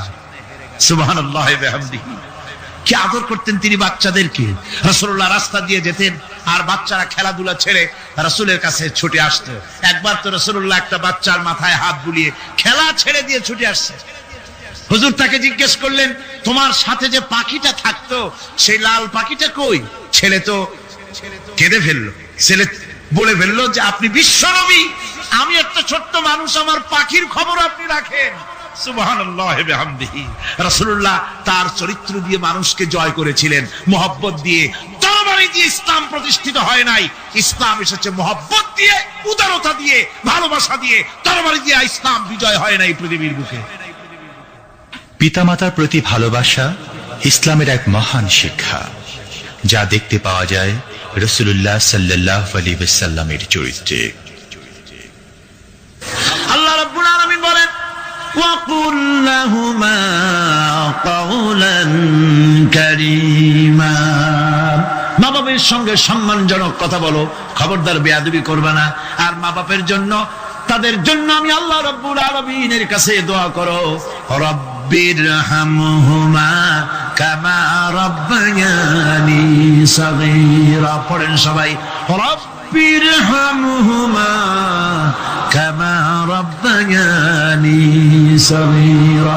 আল্লাহ রাব্বুল আলামিন শিখাই দিলেন, বান্দারে তোর মা বাপের জন্য আমার কাছে দোয়া কর। আয় আল্লাহ, আমার মা বাপ যেমন ছোট্টবেলায় আমাকে স্নেহের কোলে লালন পালন করেছে, মাবুদ গো আমার মা বাপকে তোমার রহমতের কোলে লালন পালন করো। আল্লাহ শিখাই দিচ্ছে। হাদিস শরীফ এসেছে, হুজুর বসে আছেন মসজিদে নববীতে, সাহাবায়ে কেরাম বসা। এক বৃদ্ধা মহিলা প্রবেশ করেছেন মসজিদে, হুজুর তাকে দেখে দাঁড়ায় গেলেন। মহিলা আসার পর নবীজি নিজের গায়ের চাদর বিছিয়ে দিলেন। মহিলা চলে যাওয়ার পর সাহাবায়ে কেরাম জিজ্ঞেস করলেন, হুজুর একজন সাধারণ মেয়ে লোকের জন্য হুজুর নিজের চাদর বিছাইলেন, বুঝলাম না ফজিলত কি, চিনলাম না মেয়ে লোকটাকে। হুজুর বলেন, সাহাবীরা চাদর তো ভালো, হক তো আদায় করতে পারি নাই, চিনতে পারো নাই, তোমরা বুঝতে পারো নাই। আমি দুনিয়া আসার পর আমার মায়ের দুধ আমার কিসমতে তেমন হয় নাই, আমি আমার মায়ের যত্ন তেমন পাই নাই, স্নেহ আদর তেমন পাই নাই। যার বুকের দুধ খাইয়া, যার কোলে কাখে চড়ে আমি বড় হয়েছি, ইনি আমার সেই দুধ মা হযরতে হালিমাতুস সাদিয়া। বন্ধুরা, মা যদি বেঁচে থাকে, রাত্রে বাড়ি গিয়ে পায়ে ধরুন, বলেন, মা অন্যায় করেছি, জীবনে বহু বেয়াদবি করেছি, আমারে মাফ করে দাও। বিশ্বাস করুন, মা বাপের যদি খেদমত করেন, মা বাপ যদি রাজি থাকে, রিস্কে, খাদ্যে, টাকায়, ইজ্জতে জীবনেও কষ্ট হবে না। বিপদে অবিচলতার মুক্ত প্রতীক বিশ্বনবী মুহাম্মদ সাল্লাল্লাহু আলাইহি ওয়াসাল্লাম। সর্ব অবস্থায় আল্লাহর উপর ভরসা করে ধৈর্য ধরার ক্ষেত্রে তিনি স্থাপন করেছিলেন এক অনন্য দৃষ্টান্ত। হিজরতের ঘটনা তার প্রকৃষ্ট উদাহরণ। আমার ভাইয়েরা, বিপদে অবিচলতা আমাদেরকে পয়গম্বরেরা শিক্ষা দান করেছেন। আমরা দেখতে পেয়েছি বিশ্বনবী জনাবে মুহাম্মদুর রাসূলুল্লাহ সাল্লাল্লাহু আলাইহি ওয়াসাল্লাম হিজরতের রাত, কাফেররা চতুর্দিকে দাঁড়ানো, হযরত জিবরাইল এসে বলেন, ইয়া রাসূলুল্লাহ, হে কাফেররা চতুর্দিকে ঘিরে দাঁড়িয়েছে, গভীর রাত, এখন হাতে তাদের তরবারি, সকাল হলে পরেই তারা আপনাকে মেরে ফেলে দিবে, তাড়াতাড়ি ওঠেন, মদিনার দিকে চলে যান। আল্লাহ নবী ঘুমের থেকে জেগে হযরত আলীকে ডেকে বলেন, আলী, আল্লাহ অর্ডার করেছে, আমি মদিনায় চললাম, আমার বিছানার পরে আমার চাদর গায়ে দিয়ে শুয়ে থাকো।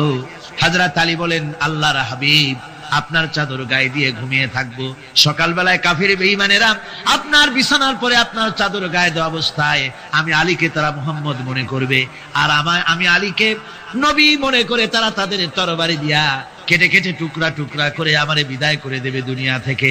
এতটুকুনো পরোয়া করি না, বরং আমার দিলের মধ্যে এটাই তৃপ্তি থাকবে যে আমি আলীর জীবনের বিনিময় আল্লাহর হাবিব দুনিয়ায় বেঁচে আছেন। নবীজি ঘরের থেকে বেরোলেন, চতুর্দিকে কাফেররা দাঁড়ানো। আল্লাহর নবী হাতে এক মুষ্টি বালু হাতে নিয়ে শাহাতেল বজু পড়ে 3 বার দম করে বালুগুলো ছেড়ে দিলেন। বালিগুলি ঘরের চতুর্দিকে কাফেরদের চোখে চলে গেল।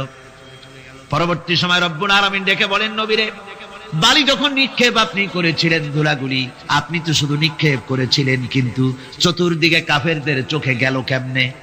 একদিকে মেরেছিলেন, সেই দিকেই তো যাওয়ার কথা ছিল, চতুর্দিকের কাফেরের চোখে চোখে সেগুলো পৌঁছে গেল কেমনে? ওয়ামা রামাইতা ইদ রামাইতা ওয়ালাকিন্নাল্লাহ রামা। আপনি নিক্ষেপ করেন নাই, যখন আপনি নিক্ষেপ করেছিলেন আপনি তো শুধু বালুকণা ছেড়েছেন, আর ওই বালুকণাগুলি ঘরের চতুর্দিকে সব কাফেরদের চোখে পৌঁছবার দায়িত্ব আমার কুদরত গ্রহণ করেছিল।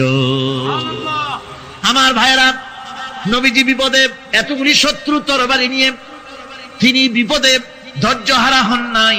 আস্তে করে ঘরের থেকে বেরিয়ে হযরত আবু বকরের বাড়িতে গিয়ে হাজির। দরজায় গিয়ে আওয়াজ দিলেন, আবু বকর। অমনি দরজা খুলে গেল, লাব্বাইক ওয়া সাদাইক। হুজুর বলেন, আবু বকর রে, একটা ডাকে কেমনে সাড়া দিলে? তুমি কি ঘুমাইছিলে না? হযরত আবু বকর বলেন, হুজুর আপনি বলেছেন আমাকে নিয়ে হিজরত করবেন, আমি মনে মনে চিন্তা করেছি, না জানি কত রাত্রে নবীজি আসেন, উঠতে যদি আমার দেরি হয়ে যায়, নবীজি যদি দরজার কাছে দাঁড়ায় দাঁড়ায় আমারে ডাকাডাকি করে, আর আমি যদি ঘুমায় থাকি, তাহলে আল্লাহর নবীর সঙ্গে বেয়াদবি হয়ে যাবে। এই মনে করে বিছানায় না ঘুমাইয়া আপনার গলার আওয়াজ শোনার জন্য এই দরজার সঙ্গে পিঠ লাগাইয়া লাগাইয়া দাঁড়ায়া ঘুমাচ্ছিলাম। আল্লাহর নবী হযরত আবু বকরকে সঙ্গে করে নিয়ে চললেন মদিনার দিকে।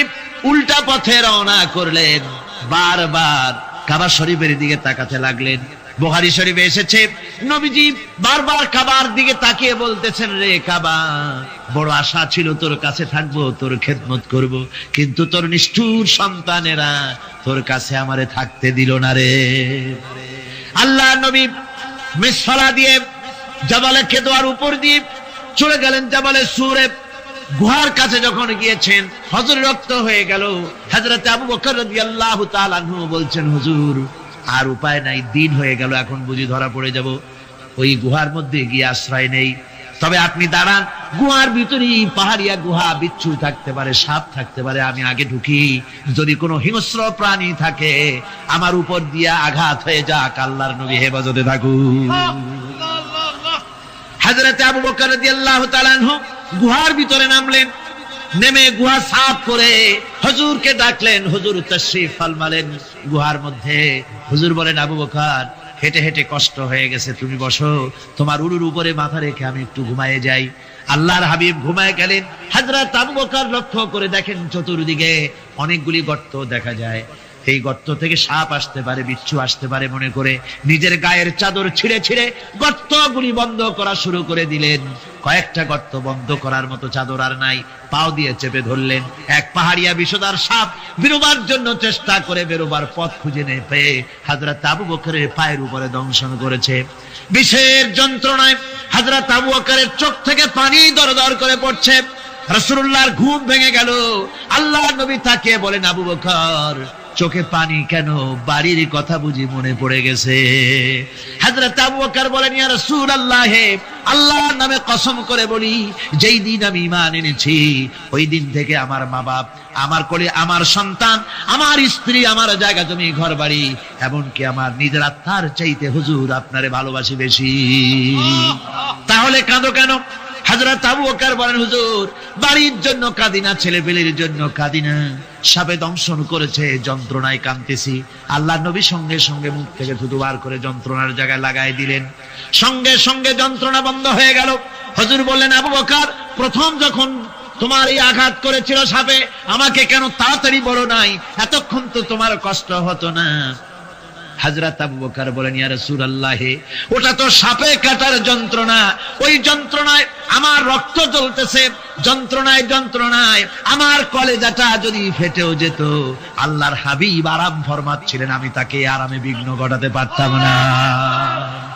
আমার ভাইয়েরা, হযরত আবু বকর, হযরত রাসূল দুজন বসে আছেন, এমনি সময় কাফের বেঈমানেরা খুঁজতে খুঁজতে জায়গা মতো এসে গেছে। একজনে বলে ভিতরে আছে, আর একজনে বলে নাই। পায়ের যদি থাকবে তাহলে মাকড়সায় জাল বুনালো কি করে, পাখি ডিম পেড়ে বসে আছে কি করে, তাদের সন্দেহ হতে লাগলো। এর মধ্যে নাই, একজন বলে আছে আর একজন বলে নাই। হযরত আবু বকর ভয়ের চোটে কেঁদে ফেলেছেন, হুজুর আর উপায় নাই। এই যে অবস্থা, এই অবস্থার ভিতরে, এই অবস্থার ভেতরেও আল্লাহ নবী এতটুকু ঘাবড়ে যান নাই। শত্রুরা তরবারি নিয়ে এসেছে, সুযোগ পেলেই একটু তাকালেই দেখতে পাবে, তুলে মেরে ফেলে দেবে। আল্লাহর হাবিব মোটেই ধৈর্য হারালেন না, এতটুকু হতাশ হলেন না। আল্লাহ পাকের হাবিব তার সাথীকে কি বললেন? তখন কোরআনে কারীম সূরা তাওবার মধ্যে আল্লাহ তা উদ্ধৃত করেছেন মুমিনদের জন্য, ইযহুমা ফিল গার ইয ইয়াকুলু লিসাহিবিহি লা তাহজান ইন্নাল্লাহা মা'ানা। ও আমার সাথী, ও বন্ধু, ভয় করো না, চিন্তা করো না, আমরা মাইনরিটি নই, আমরাই মেজরিটি। তার কারণ আল্লাহ আমাদের সাথে আছেন। সুবহানাল্লাহ। রাসূলুল্লাহ সাল্লাল্লাহু আলাইহি ওয়াসাল্লাম অত্যন্ত সাদাসিধে জীবন যাপন করতেন। হিজরত করে মদিনায় গিয়ে ইসলামী রাষ্ট্র কায়েম করার পরও তার দায়িত্বটা কাটেনি। হাদিসে এসেছে সে কথা। হযরত আবু হুরায়রা রাদিয়াল্লাহু তাআলা আনহু বলেন, আমি রাসূলুল্লাহর কাছে গেলাম, হুজুরকে গিয়ে সালাম করলাম। আল্লাহর নবী সালামের জবাব দিলেন, কিন্তু দেখতে পেলাম মুখ নড়ে, আওয়াজ বেরোলো না। কারণ কি? কাছে গিয়ে দেখি নবীজি ক্ষুধার যন্ত্রণায় কথা বলতেছেন, আওয়াজ বেরোতেছে না। এত ক্ষুধা লেগেছে আল্লাহর নবীর। 2-4 দিন চলে গেছে, খাবার নাই।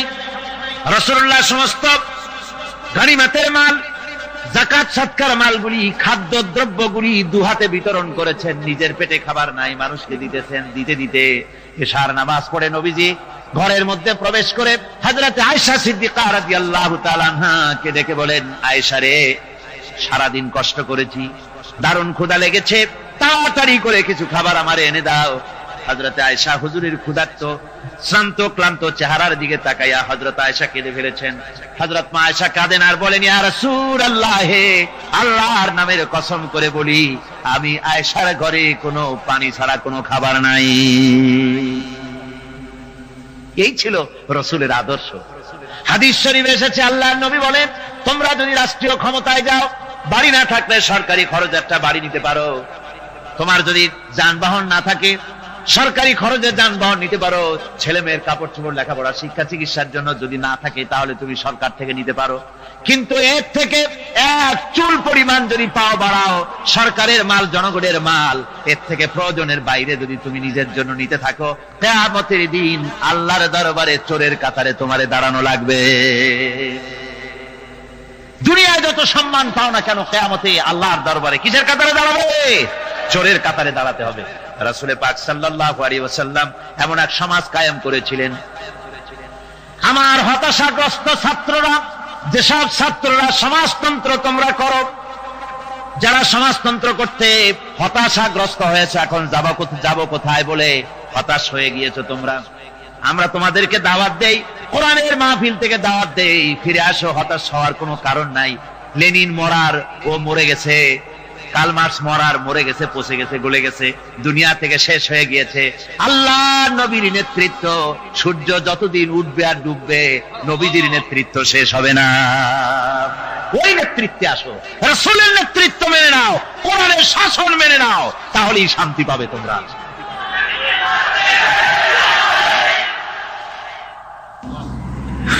আল্লাহর নবী দুপুরে আরাম করতেছিলেন। হযরত ওমর বলেন, আমি দেখতে গিয়েছিলাম রাসূলুল্লাহকে, আমি যাই সালাম দিলাম, হুজুর উঠে বসলেন। আমি দেখি খেজুরের পাতা দিয়া বুনানো দড়ি, সেই দড়ি দিয়া বুনানো খাটিয়া এখনো মক্কা মদিনায় আছে, যারা হজ করতে গেছেন দেখেছেন। ওই দড়ি দিয়া বুনানো খাটিয়া, ওর উপরে তোশক নাই, বিছানার চাদর নাই, নিজের হাত মোবারক মাথার তলে দিয়া রাসূল শুয়ে আছেন। ওমরকে দেখে হুজুর উঠে বসলেন। ওমর বলেন, আমি রাসূলের পিঠের দিকে তাকায় দেখি দড়িগুলোর দাগ কেটে আছে। আমি সহ্য করতে পারলাম না, আমি শিশুর মতো ডুকরে কেঁদে উঠলাম, বললাম, ইয়া রাসূলুল্লাহ, এই পৃথিবীর কাফির বেঈমানেরা এত শান্তি করলো দুনিয়ায়, আর আল্লাহর হাবিবের পিঠে দড়ির দাগ বরদাস্ত করতে পারছি না। আপনি আমার অনুমতি দেন, একটা তোশক আপনার জন্য বানায় দেই। হুজুর আমার বলেন, ওমর রে, শোনো, দুনিয়ায় শান্তি করার জন্য আমি আসি নাই। আমি যদি হুকুম করি উহুদ পাহাড় আমার জন্য সোনায় পরিণত হয়ে যা, উহুদ পাহাড়টা আমার জন্য সোনা হয়ে যেতে পারে। আমি দুনিয়ায় শান্তির জন্য আসি নাই, এসেছি মানবতার মুক্তির জন্য। পৃথিবীর মানুষগুলিকে বাঁচাতে এসেছি, সাদা কালো মানুষের ব্যবধান দূর করতে এসেছি। রাসূলুল্লাহ নারীর অধিকার দিলেন, সাদা কালা মানুষের ব্যবধান দূর করে দিলেন। পাহাড় সমান উঁচা সাদা কালা মানুষের অধিকারকে প্রতিষ্ঠিত করলেন, বললেন মানুষে মানুষে কোনো পার্থক্য নাই। আরবের উপরে অনারবের, অনারবের উপরে আরবের, ভাষার, সাদার উপরে কালোর, কালোর উপরে সাদার, কোন বর্ণ বৈষম্য ইত্যাদি দিয়ে মানুষের ফজিলত হয় না। মানুষের মর্যাদা বাড়ে, ইন্না আকরামাকুম ইনদাল্লাহি আতকাকুম। মানুষের মধ্যে মর্যাদা তোমাদের মধ্যে আল্লাহর কাছে তার, যে ব্যক্তি তোমাদের মধ্যে আল্লাহকে বেশি ভয় করে। সুবহানাল্লাহ কর, সুবহানাল্লাহ কর।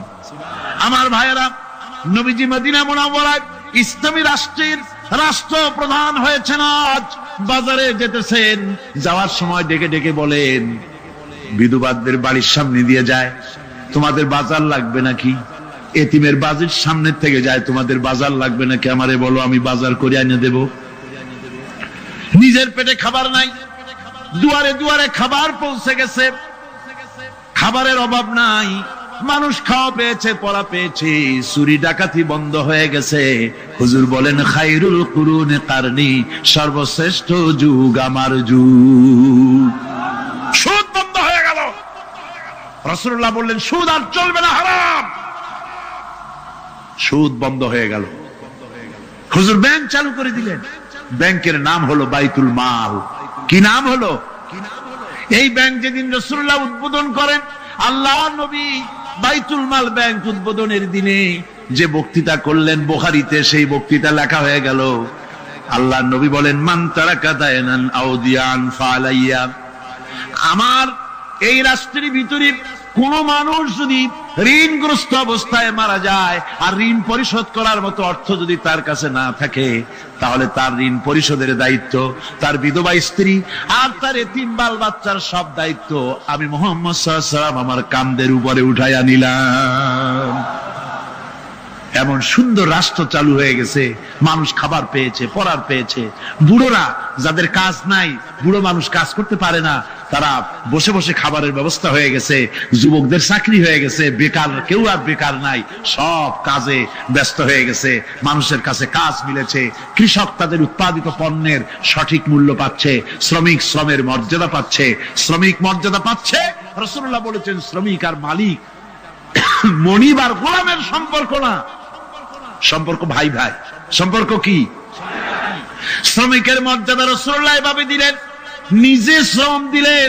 মদিনার 8 বছর চলে যাওয়ার পর হযরত আয়েশা রাসূলুল্লাহকে দেখলেন মাজা কুজা। হযরত আয়েশা বলেন, হুজুর মাজাটা কুজা কেন? বয়সের কারণে হলো নাকি? হুজুর বলেন, না, বয়সের কারণে হয় নাই। এই মদিনার চতুর্দিকে কাফির বেঈমানেরা যখন মদিনাকে আক্রমণ করেছিল, আমি তখন মদিনার চতুর্দিকে খন্দক পরিখা খনন করেছিলাম, 3 মাইল লম্বা, 15 ফিট গভীর, 30 ফিট চওড়া। সাহাবীরা মাটি কেটেছে, আমি মাটি বহন করেছি, আবার আমি মাটি কেটেছি, সাহাবীরা মাটি কেটেছে। মাটি কেটে আর মাটির ঝুড়ি বহন করে করে কোমরে যে বেদনা হয়েছিল, আজ পর্যন্ত সেই বেদনা সেরে যায় নাই। এই হলো আমার রাসূল, এ হলো বিশ্ব নবী। কি নবী? সিল্লা এখন কি নবী?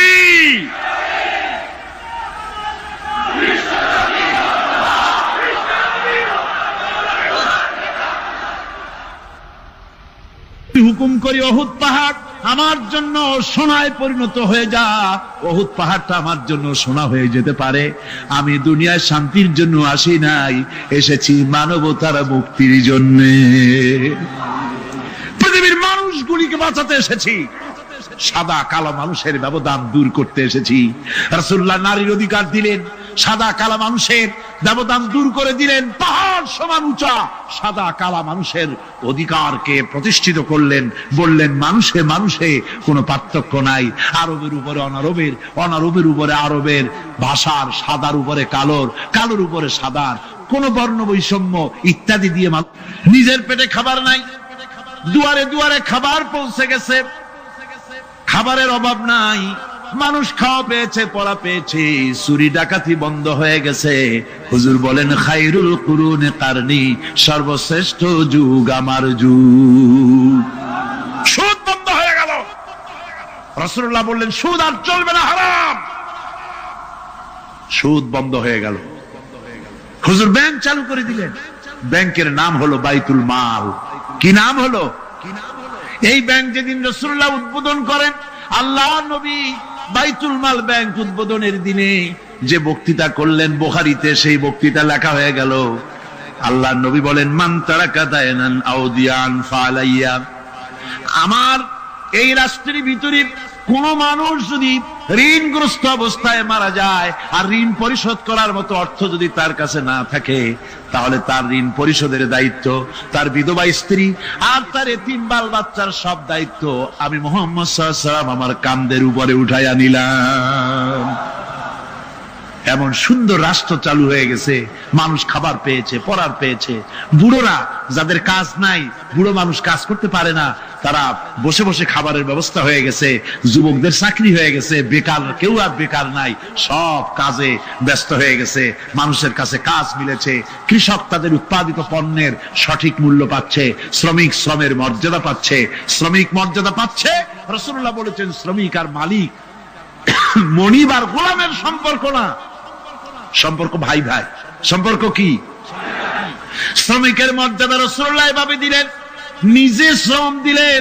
মদিনার 8 বছর চলে যাওয়ার পর হযরত আয়েশা রাসূলুল্লাহকে দেখলেন মাজা কুজা। হযরত আয়েশা বলেন, হুজুর মাজাটা কুজা কেন? বয়সের কারণে হলো নাকি? হুজুর বলেন, না, বয়সের কারণে হয় নাই। এই মদিনার চতুর্দিকে কাফির বেঈমানেরা যখন মদিনাকে আক্রমণ করেছিল, আমি তখন মদিনার চতুর্দিকে খন্দক পরিখা খনন করেছিলাম, 3 মাইল লম্বা, 15 ফিট গভীর, 30 ফিট চওড়া। সাহাবীরা মাটি কেটেছে, আমি মাটি বহন করেছি, আবার আমি মাটি কেটেছি, সাহাবীরা মাটি কেটেছে, মাটি কেটে আর মাটির ঝুড়ি বহন করে করে কোমরে যে বেদনা হয়েছিল আজ পর্যন্ত সেই বেদনা সেরে যায় নাই। এই হলো আমার রাসূল, এ হলো বিশ্ব নবী। এ কি নবী? সিল্লা এখন কি নবী?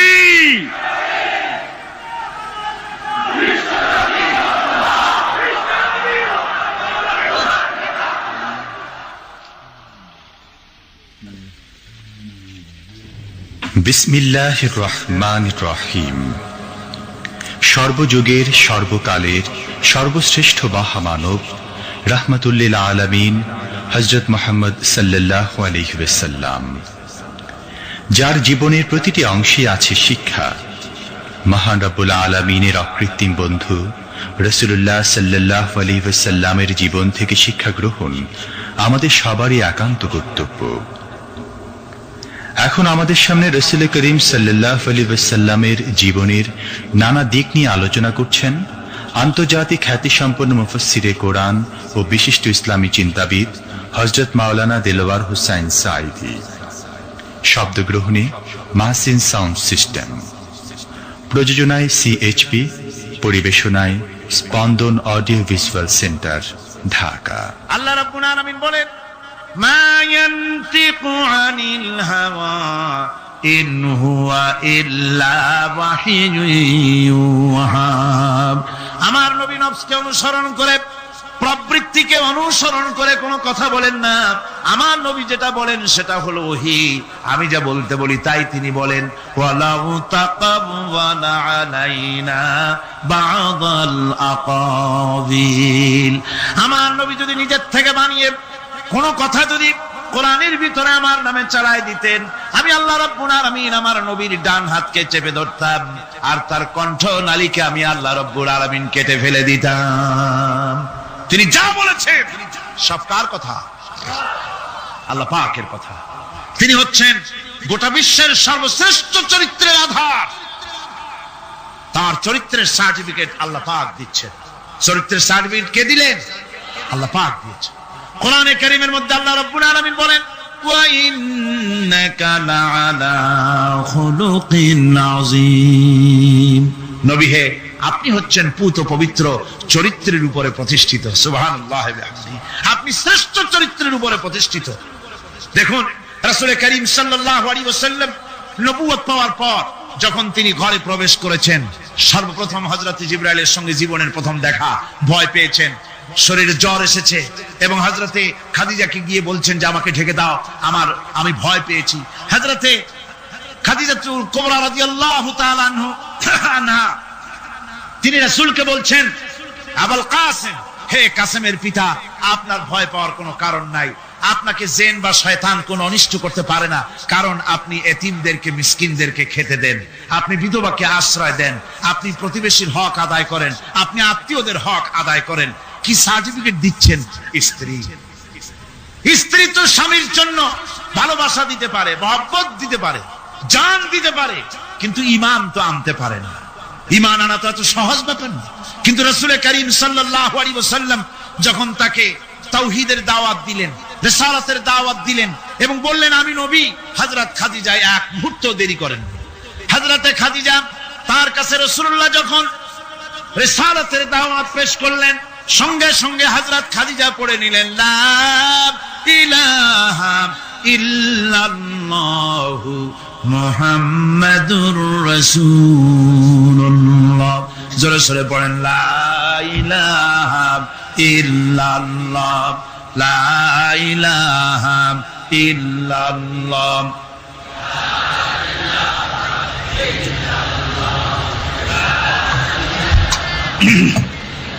মহব্বতের সাথে জোরে সরে পড়েন, লা ইলাহা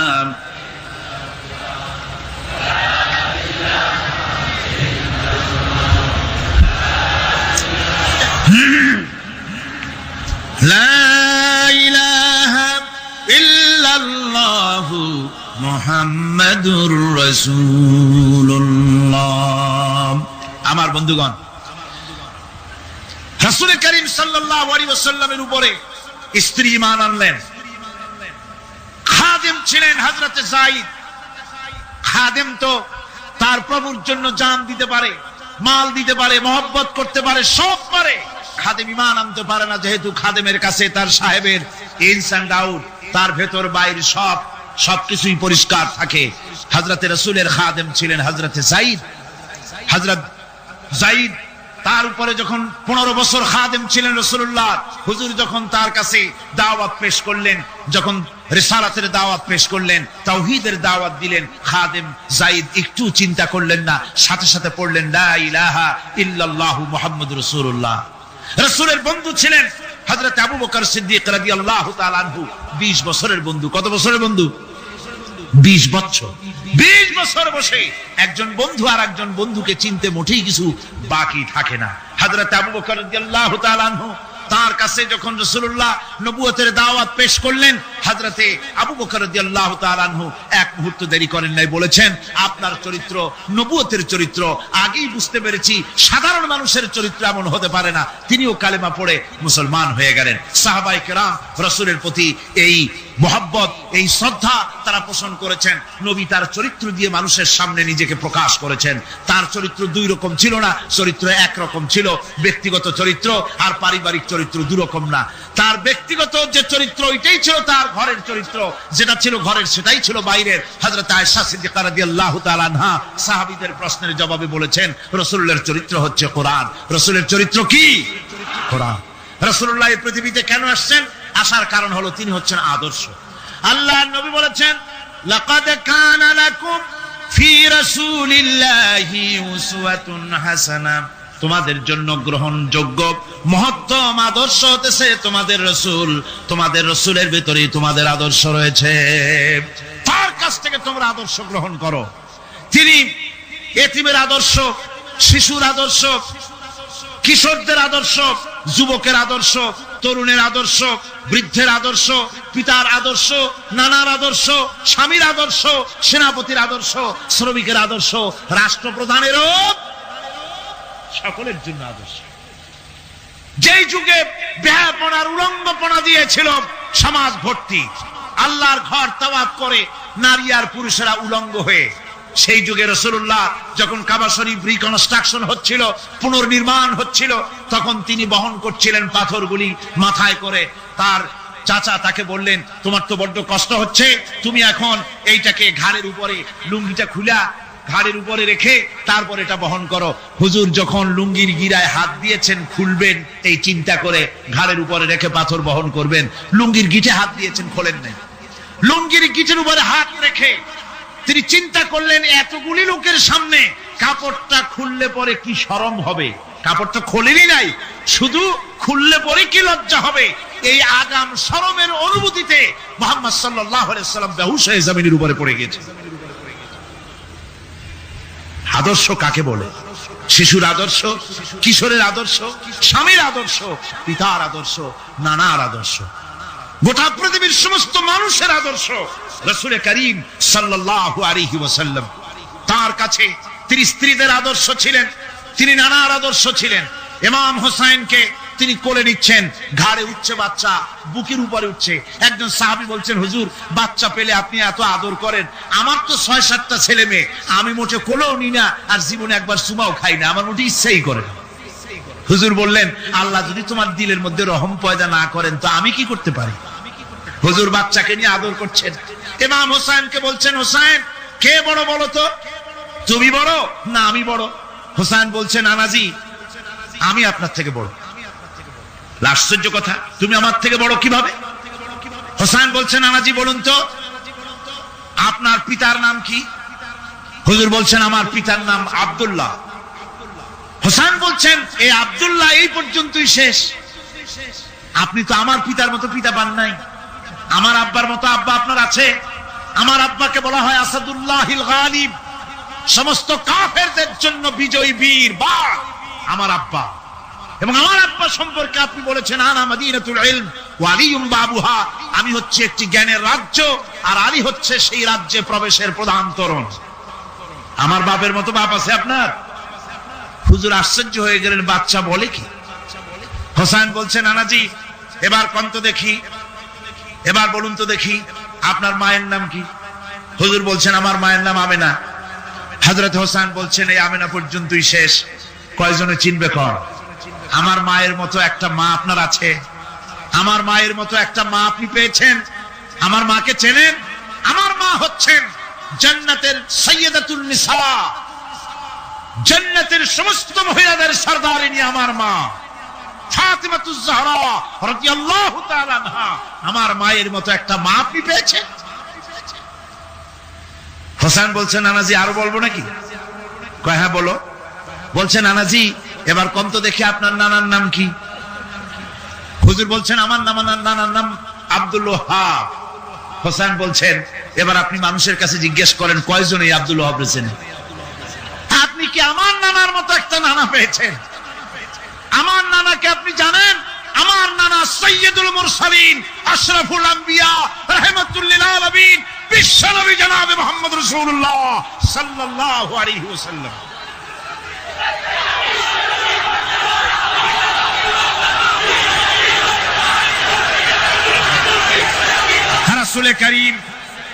রাসূল করিম সাল্লাল্লাহু আলাইহি ওয়াসাল্লাম হোসেনকে বুকের সাথে জড়িয়ে ধরে হোসেনের ঠোঁটের উপরে, তার চিবুকের উপরে, তার গণ্ডদেশে, তার কপলে বারবার চুমু খেতে লাগলেন আর বললেন নানা আমি আজকে তোমার সামনে হেরে গেলাম।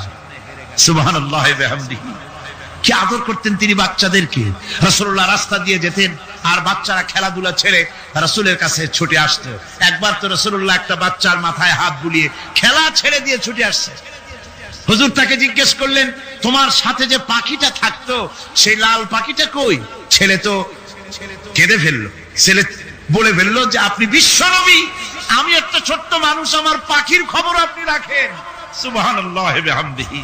রাসূলুল্লাহ তার চরিত্র দিয়ে মানুষকে জয় করেছিলেন, মহব্বত দিয়ে। তরবারি দিয়ে ইসলাম প্রতিষ্ঠিত হয় নাই, ইসলাম এসেছে মহব্বত দিয়ে, উদারতা দিয়ে, ভালোবাসা দিয়ে। তরবারি দিয়ে ইসলাম বিজয় হয় নাই পৃথিবীর বুকে। পিতামাতার প্রতি ভালোবাসা ইসলামের এক মহান শিক্ষা, যা দেখতে পাওয়া যায় রাসূলুল্লাহ সাল্লাল্লাহু আলাইহি ওয়াসাল্লামের চরিত্রে। আল্লাহ রাব্বুল আলামিন বলেন ওয়াকুল লাহুমা কাওলান কারীমা। মা বাবার সঙ্গে সম্মানজনক কথা বলো, খবরদার বেয়াদবি করবে না। আর মা বাবার জন্য, তাদের জন্য আমি আল্লাহ রাব্বুল আলামিনের কাছে দোয়া করো, রব্বিরহামহুমা কামা রাব্বায়ানি সাগীরা। পড়েন সবাই, রব্বিরহামহুমা কামা রাব্বায়ানি সাগীরা। আল্লাহ রাব্বুল আলামিন শিখাই দিলেন বান্দারে তোর মা বাপের জন্য আমার কাছে দোয়া কর, আয় আল্লাহ আমার মা বাপ যেমন ছোট্টবেলায় আমাকে স্নেহের কোলে লালন পালন করেছে, মাবুদ গো আমার মা বাপকে তোমার রহমতের কোলে লালন পালন করো। আল্লাহ শিখাই দিচ্ছে। হাদিস শরীফ এসেছে, হুজুর বসে আছেন মসজিদে নববীতে, সাহাবায়ে কেরাম বসা। এক বৃদ্ধা মহিলা প্রবেশ করেছেন মসজিদে, হুজুর তাকে দেখে দাঁড়ায় গেলেন। মহিলা আসার পর নবীজি নিজের গায়ের চাদর বিছিয়ে দিলেন।